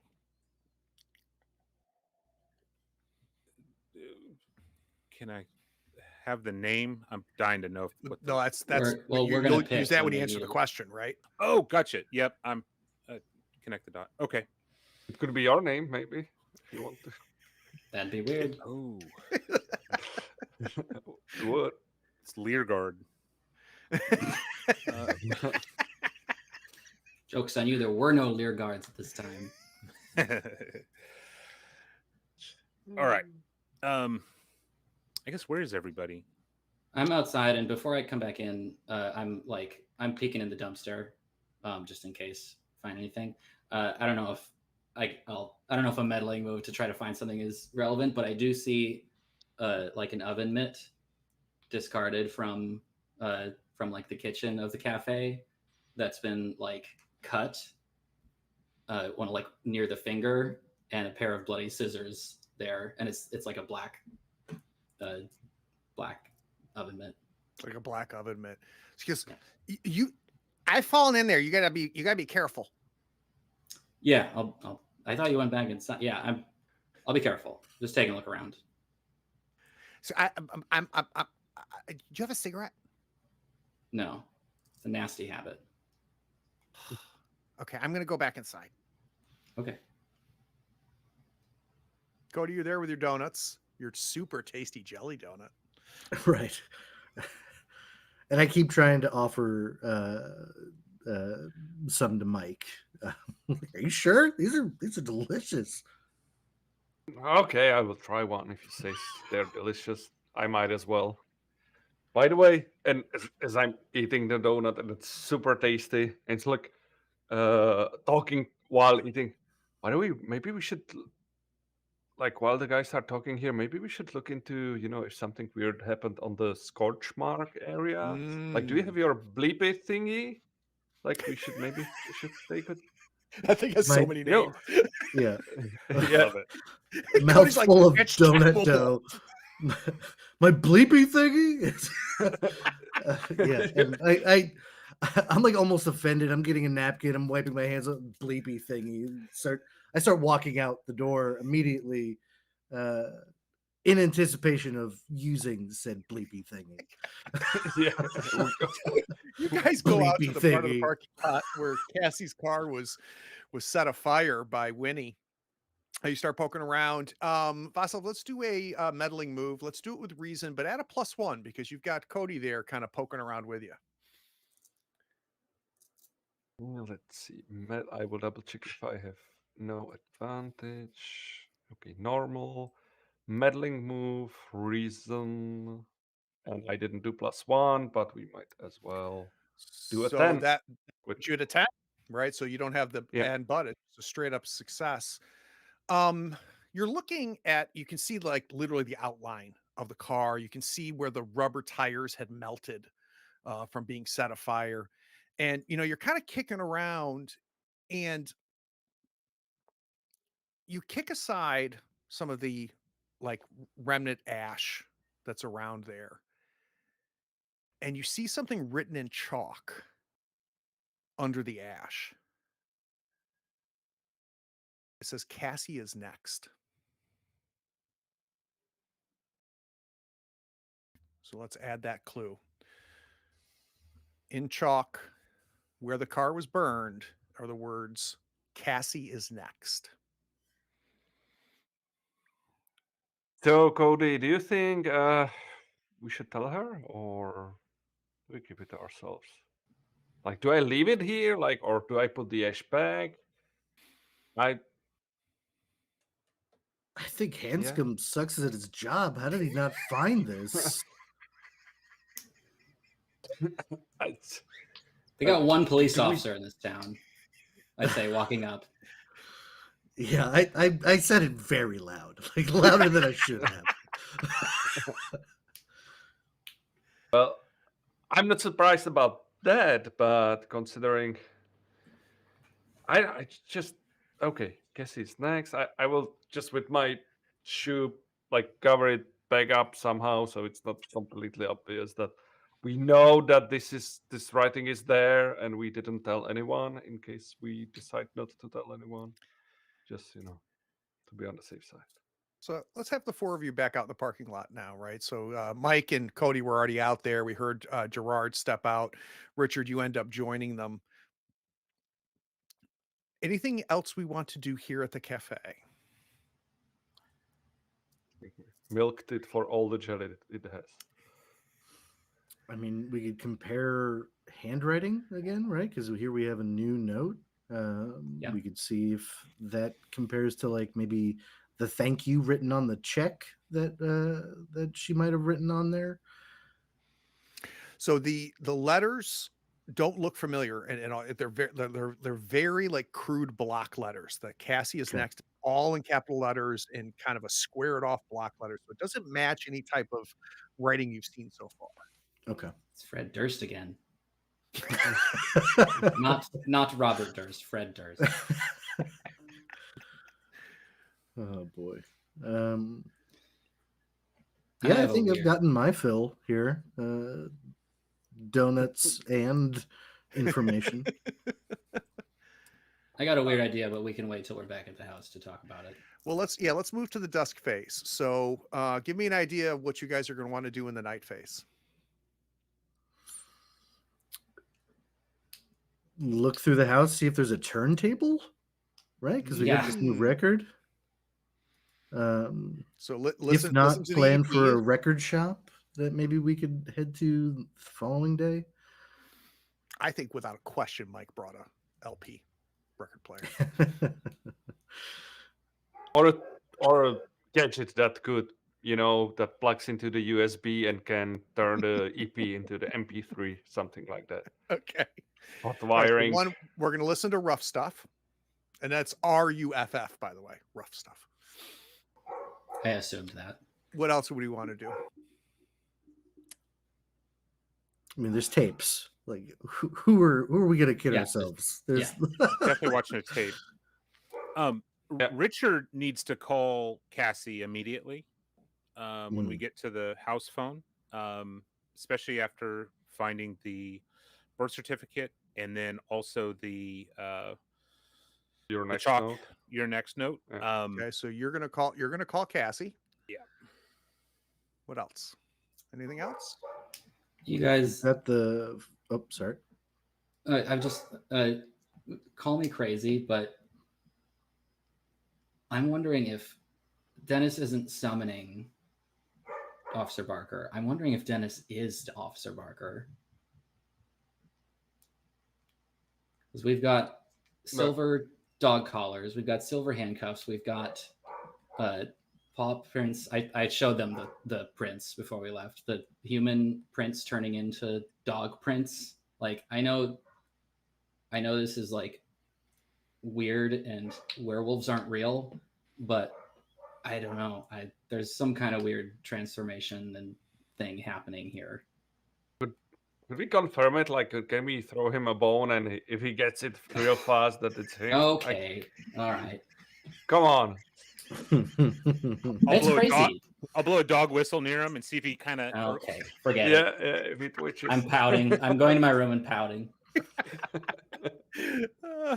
I think we're having a good time with Richard. We have 2 unwatched Odyssey tapes. Do we also want to do that tonight? Yeah, definitely. All right. So let's start off with you, Cody. You pull out that record, that EP that Richard found, and you put it on Mike's little record player that he conveniently brought, and you listen to it, and it's like a storybook. You can tell that it was supposed to be played along with a book because you can hear the ding when you're supposed to turn the page. But as a ghost bro, you're like, there's a couple spots where there's like this weird static sound. And just for kicks and giggles, you stop the record at one of those spots.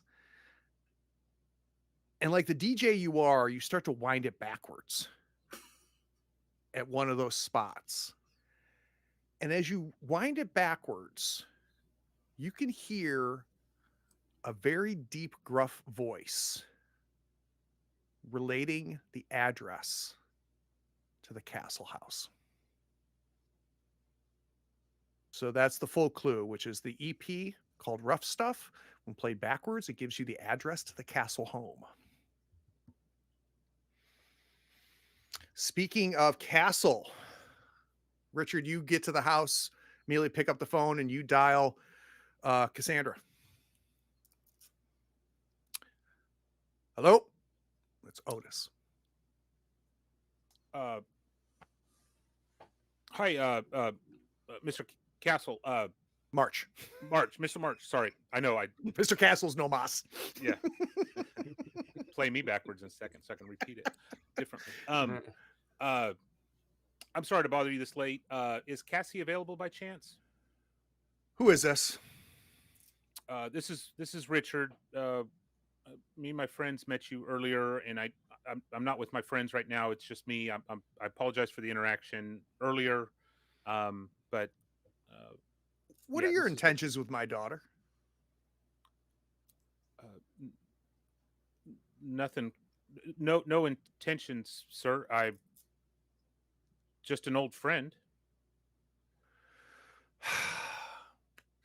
And you could hear his hand hit the mouthpiece, but he doesn't do a great job covering it. You hear him yell, "Cassie! That boy you got a thing for is calling again." Nice. She picks up and she goes, "Richard? Hey, Cassie. Hey, Richard. How you doing? Good. Good. You got any plans tonight? Yeah, but I can drop them. Why?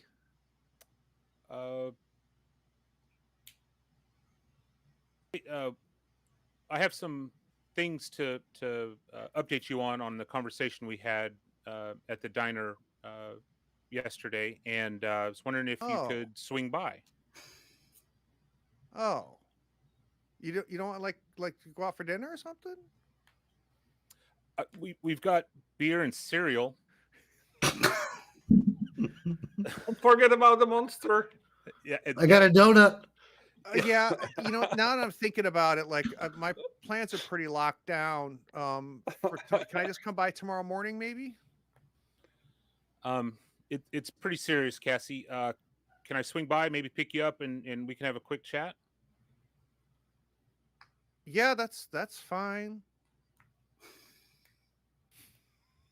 Where are All those right. double sixes when you need them? Yeah. Gonna roll a hard 2 in a second. I'm like nearby listening to, like, when he hangs up. That was painful. This is the third time I've talked to a female. You stop it, Gerard. I'm the king of the That hurt. arcade, not the females. Uh-huh. Totally normal to call them females, by the way. Right. Yeah. And when I see her, hello, my lady, I'm one of those guys. I can't watch. Do you have a fedora hat as well? Oh, So, yeah. And a members only. Well, I because I really want to milk it. We're gonna start episode 6 with Richard and Cassie's date. But let's go ahead before then. Let's go ahead and watch our Odyssey tape. We've got a couple choices here. This is gonna be our 4th Odyssey tape to watch.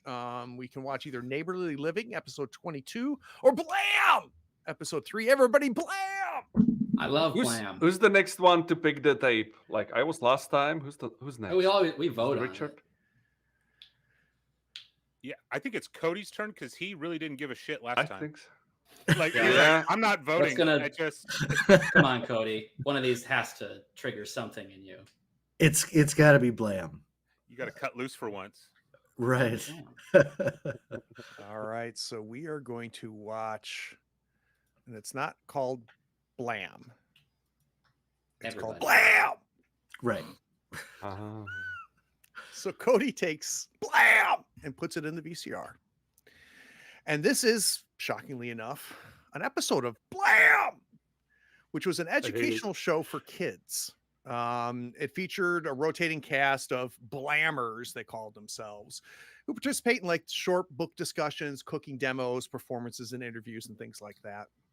And this episode of Blam opens with a kind of this huge black room. And in the back of the room, you can see really kind of like this do-it-yourself lettering. This has BLAM all in capital letters with a huge exclamation mark. And the kids are standing closer to the camera and they're introducing themselves by singing a cheerful song. Each child says their name during the song and then strikes a pose after they say their name. So I think we start with the person who put the tape in. Cody, something is off about one of the kids. What is it?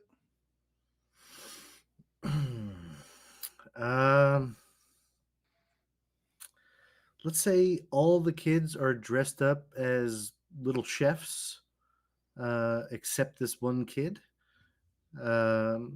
He is dressed up like he's about to attend a funeral. He's like in all black. All black. Yeah.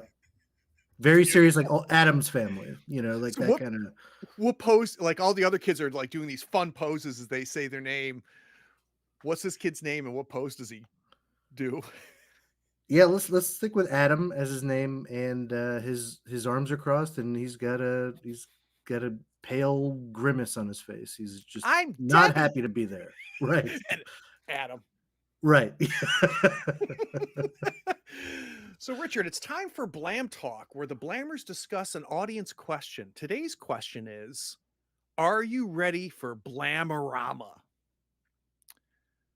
And I'd be curious, Richard, as you're watching this, what about the cast's response tells you that they're dreading Blamorama. So one of the kids in the audience says, "Are you guys ready for Blamorama?"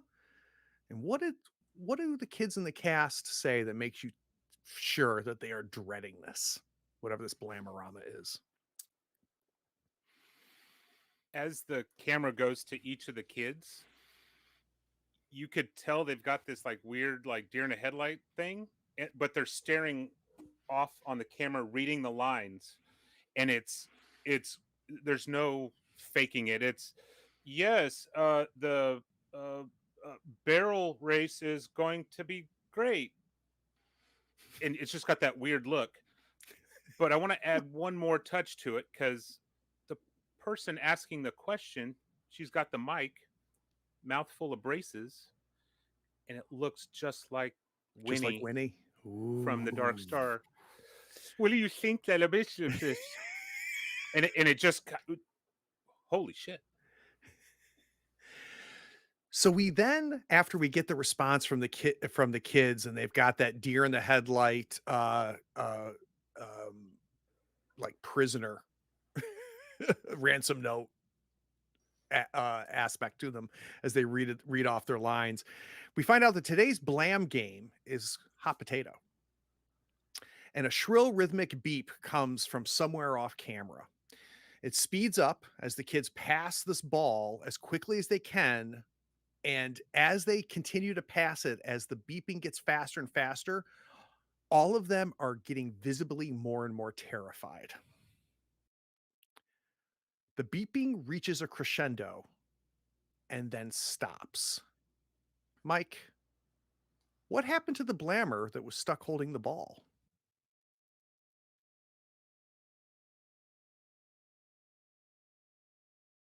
As he catches the ball and the bleeping sounds finishes or notes like this is the end of the game, the ball turns literally searing hot in the hands of the kid. Oh, and it just like his hands are burning. You can see the blister as he drops it.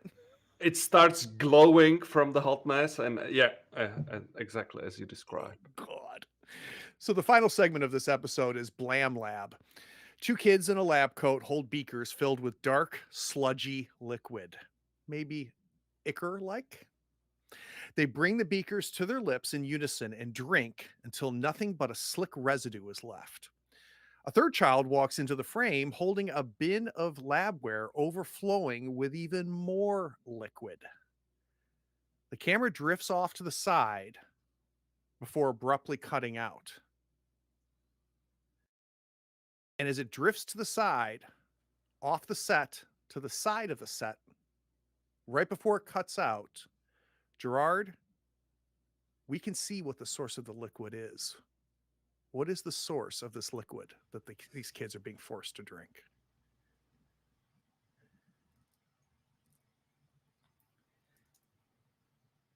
It is a big, like, it looks like a slug. It's a slug that's like attached to the wall, like by like sticky residue or whatever, and it's just like seeping out of like its pores. Oh, and there's like a bucket under that's catching this dripping ooze of this giant slug. Does that sound right? Mm-hmm. I'm not sure what's worse, like you describing the thing or chilling out with a lollipop while saying this. This is Gerard. Gerard's lollipop. He has one every time he watches it. Right. I might like drop it out of my mouth when that really... comes out. All right, let's go to credits.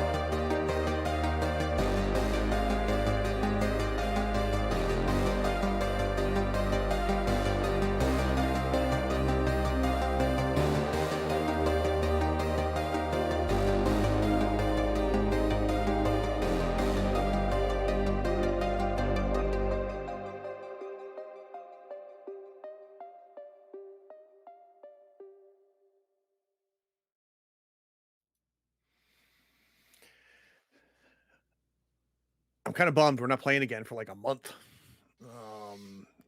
I liked this like 1 week between episodes. That worked out really, really nice. I felt like we had a rhythm. And I think I'm going to start off with my star, which is this was, I think, the first time where I felt all of us were clicking, all of us were leaning in. Like I feel like this is the first time everybody was playing at the same time, really leaning into the genre. We're starting to really, and I feel like the game has pushed us to this point where we're really starting to make things kind of effed up. And I think it's kind of cool because it's a combination, and I've been thinking about this. It's a combination of the latchkey moves and the Odyssey tapes and just all of that together, you know, pushes us to this point. So I think that's my big star. I think that's my big star. And speaking of latchkey moves, we did have a key turned. And I think it was it just Gerard that turned a key? I did. Which key did you turn? I turned the Fathomless Well, which is a desolation key that gives me, it reduces my reason by 1 and increases sensitivity by 1. Very nice. Very, very nice. That would explain the dog talk. All right, so let's stay Gerard with you. is losing it. Let's go with you, DZ. Let's hear stars and wishes. Yeah, the stars. Everybody working on the answering the question together was great. I like that people are taking more ownership about what they're finding and what they're seeing. Like saying, "Oh, we saw the mason jars in the kitchen after the fact," or like, you know, Cody, I'm just going to go in the kitchen, open the fridge. Like, it's different from D&D where you're kind of getting permission from the GM for a lot of stuff that in this one with this narrative game, you can just say things about the story. So it's more collaborative. I agree. The keeper is not there to give permission. The keeper's there is just to put some guardrails up if need be. But like, my job is to let it happen. So I completely agree. And I don't know if I could go back to a game that has that GM permission implied in it. And the closest thing that I've been playing that's like that is Forbidden Lands, but that's not even how I play Forbidden Lands. I just don't like that style of play, even though that's what I grew up with. Wishes. I'm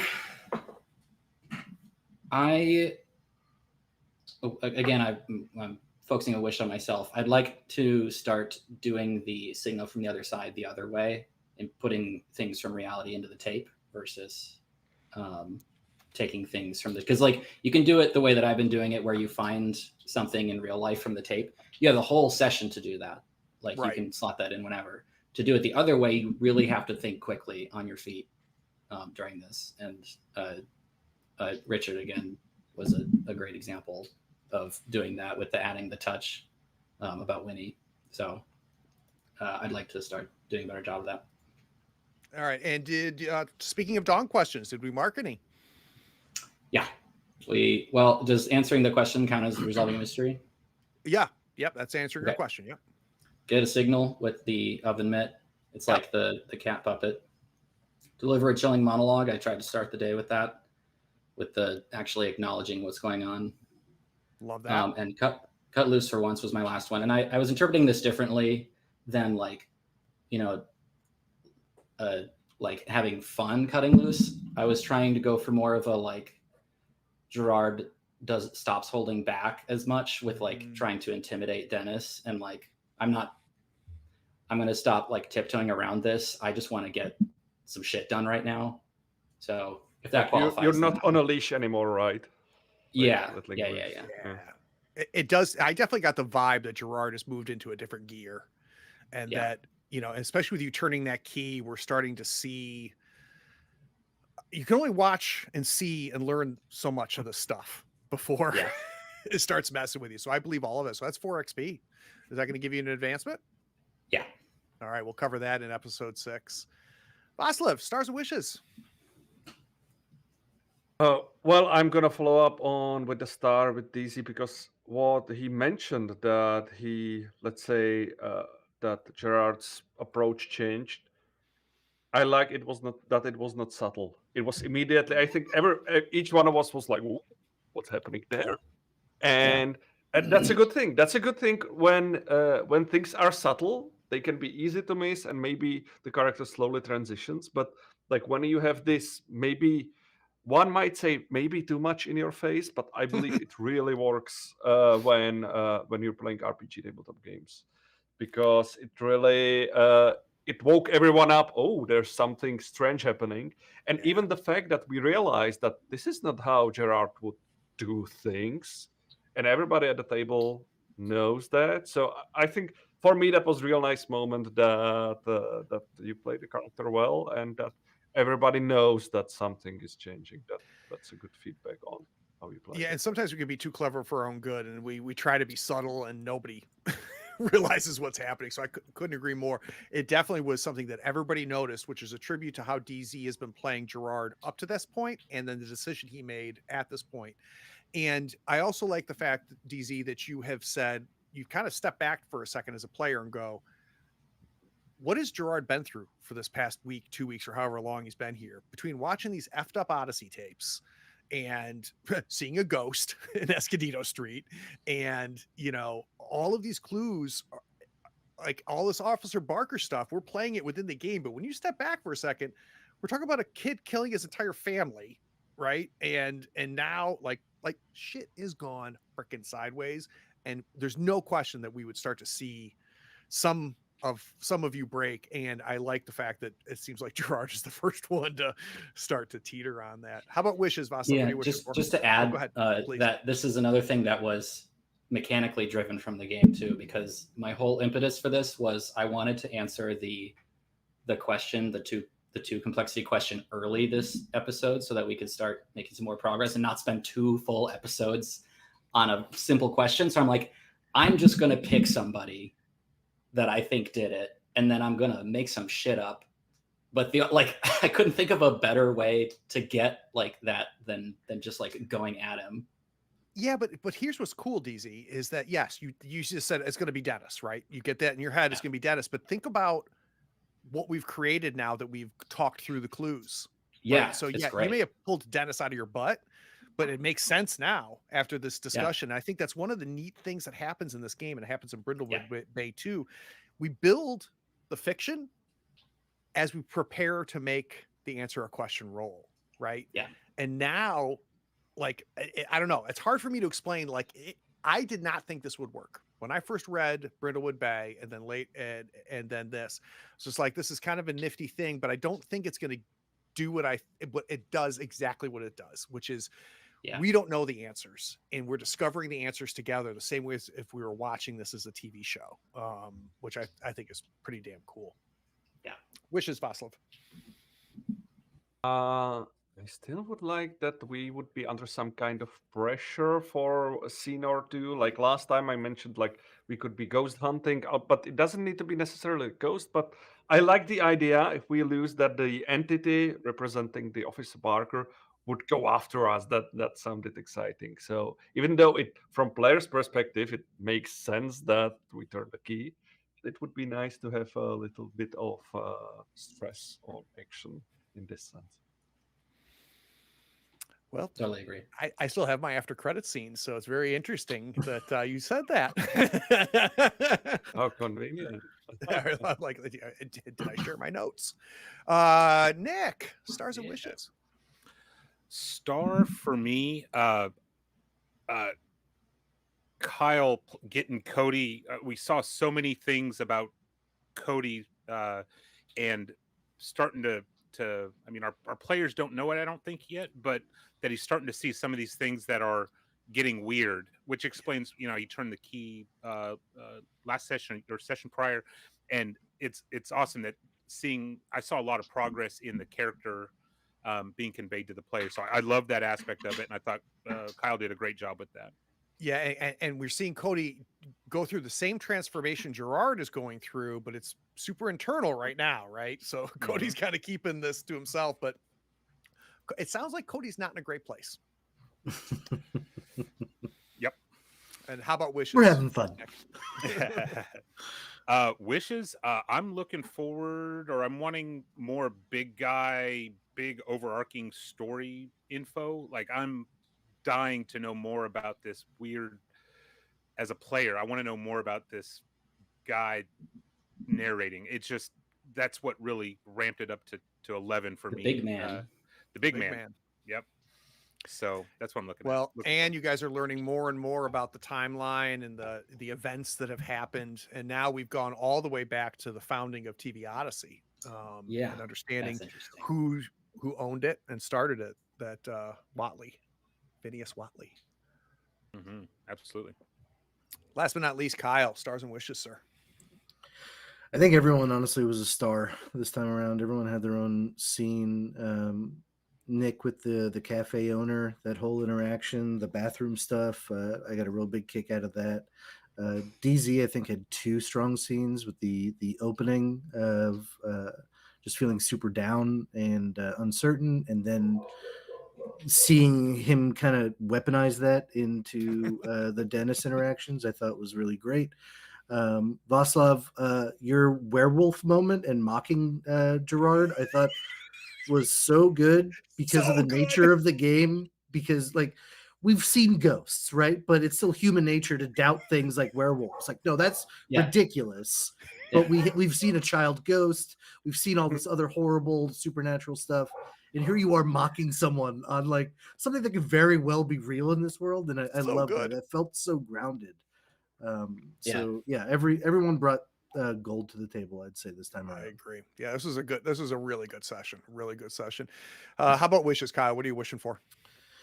I think with this episode in particular, I'm wishing to give more opportunities for Cody to open up. Like I'm looking at the Dawn questions, and Cody's not the type of character that can just randomly deliver a chilling monologue. I have to reach that point to make sense Yes. of it, and I'm getting there. And I think I'm just excited to reach that. Reach those sorts of dark moments with a character that's pretty ambivalent, it's mostly a silly character, and we're going to see some dark paths. I'm excited for those. So thanks for the sub, chef. It's really interesting how subtle the mechanics are to push this. Like, I mean, if you remember at the very beginning in episode 1, I start off by saying that the purpose of this game is to uncover the traumas that each of our latchkeys have had in their childhood. And like, I remember when I first read the game, I'm like, well, how does that happen? And now seeing the game in action, like every single one of you are slowly revealing and discovering yourselves, right? These weren't stuff that you came up with character creation because you wrote a 4-page backstory before you came into the game. Like, we're all discovering these aspects of these 4 latchkeys as we go, which I think is super cool. I need Dawn question mark-offs for Kyle, Vaslav, and Nick. Let's start with you, Kyle. What did you mark off? Just signal from the other side. That was one thing that I intentionally went in emphasizing, hoping to accomplish. Yeah, no question. It was really cool, by the way, because again, informed us about what's happening to Cody, right? Like Cody is, and he's not sharing it either. He's still, and that was part I tried to accomplish. They're on to me. Like, he's still thinking about like the ghost fraud stuff. He doesn't want to show that the rest of this stuff is affecting him. There's a real resilience in the characters. So that was the only one that I got across. The other two that I had marked off were share a good memory and reconnect with Deep Lake. But we'll get there. You answered a question. Maybe you get the resolve. Oh, yeah, true. Resolve a mystery. Yep. So where does that put you? Are you how many have you advanced, or are you close? I'm 5 out of 6. So all right, hopefully next session. All right, Vaslav, what did you mark and what did you get? So I have the mystery, and then I get the signal from the other side, which should be the postcard with the dog without ears when we were visiting. Then I had a good memory and reconnect with Deep Lake. I have some ideas, but maybe next time, not this game. Okay. So mark you for 2. And that's exactly an advancement. Oh, great. So we'll find out your advancement when we start episode 6. Nick, what was your Dawn questions? What'd you get? Resolve a mystery and signal from another side. Got both of those. The signal being the Winnie reference in the tape. Yeah, which was awesome, by the way. Oh, thank you. The other, I couldn't figure out a way of cutting loose because there was a hard, like, point where my character was focused on Cassie. It'd be weird for him Yeah, to go on the "Ooh, an date." arcade. Yeah. Okay, I'll check that next time for sure. But the other one was be vulnerable with someone, and really it was with everybody because I made it very clear that my intentions are to do whatever's in the best interest of Cassie. Love that. In that connection. So I Sounds got 3 out of 4. 3. I love it. Mark 3. Where does that put you? That puts me over to an advance, and I'll be 2 out of 6 into the next track.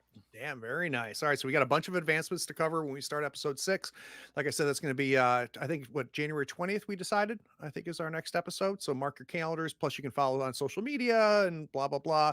If you're a patron, you're already in the patron Discord. We talk about these episodes all the time on the Patreon Discord.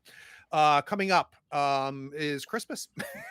We're not doing anything, but after Christmas, on the 28th, I'm going to be guest GMing, continuing my run of Blades for the Guild. So you can watch me on their channel. This is going to be our 3rd episode with them. We're having a ton of fun. We also, in 2 weeks, we have on the 4th, January 4th, is episode 2 of Camp Carnage, which if you missed the first episode, Nick is in it. It is really, I think, one of the strongest opening episodes we've ever had on this channel. It's completely 90s slasher, folk horror, just great. We're using the Shiver system by Parable Games. Highly recommend it. And then on the 6th of January, we're going to be going back to the 1930s with some more Trail of Cthulhu, where Brian is running that for us. So, gents, have a good holiday. Yeah, you too. Wait, is there a, Good seeing is there a everybody. post? Is there a post scene? Oh my God, the post scene. Oh my God. This is why, DZ, this is why you make the big bucks. Come on. Oh. Don't leave us hanging. So the 4 of you are watching your Odyssey tape. And I wanted to cut to a view outside of the house. So we see kind of the flicker in the window of the Odyssey tape playing, right? As the only light in the room is from the TV. And we can kind of hear the muffled sounds of the Odyssey tape. And then we also notice someone standing outside the house. It's a man probably in his mid to late 20s, maybe early 30s. It's hard to tell. He's unshaven. He's got a very retro-looking bowl haircut. And he's in a patient's smock. And on their smock, embroidered, is his last name, Castle. As we watch him watching you from outside the house, we then see a hand reach onto his shoulder. And the hand is black gloved. It has fancy police officer cuffs. And we look to see the head of a St. Bernard. We see Officer Barker standing behind the now adult Benji. And the last thing we hear as he's patting the shoulder of Benji, as they both now are watching the house, is we hear Officer Barker go, "That's a good boy, Benji. You know what you have to do." See you guys next month. Okay.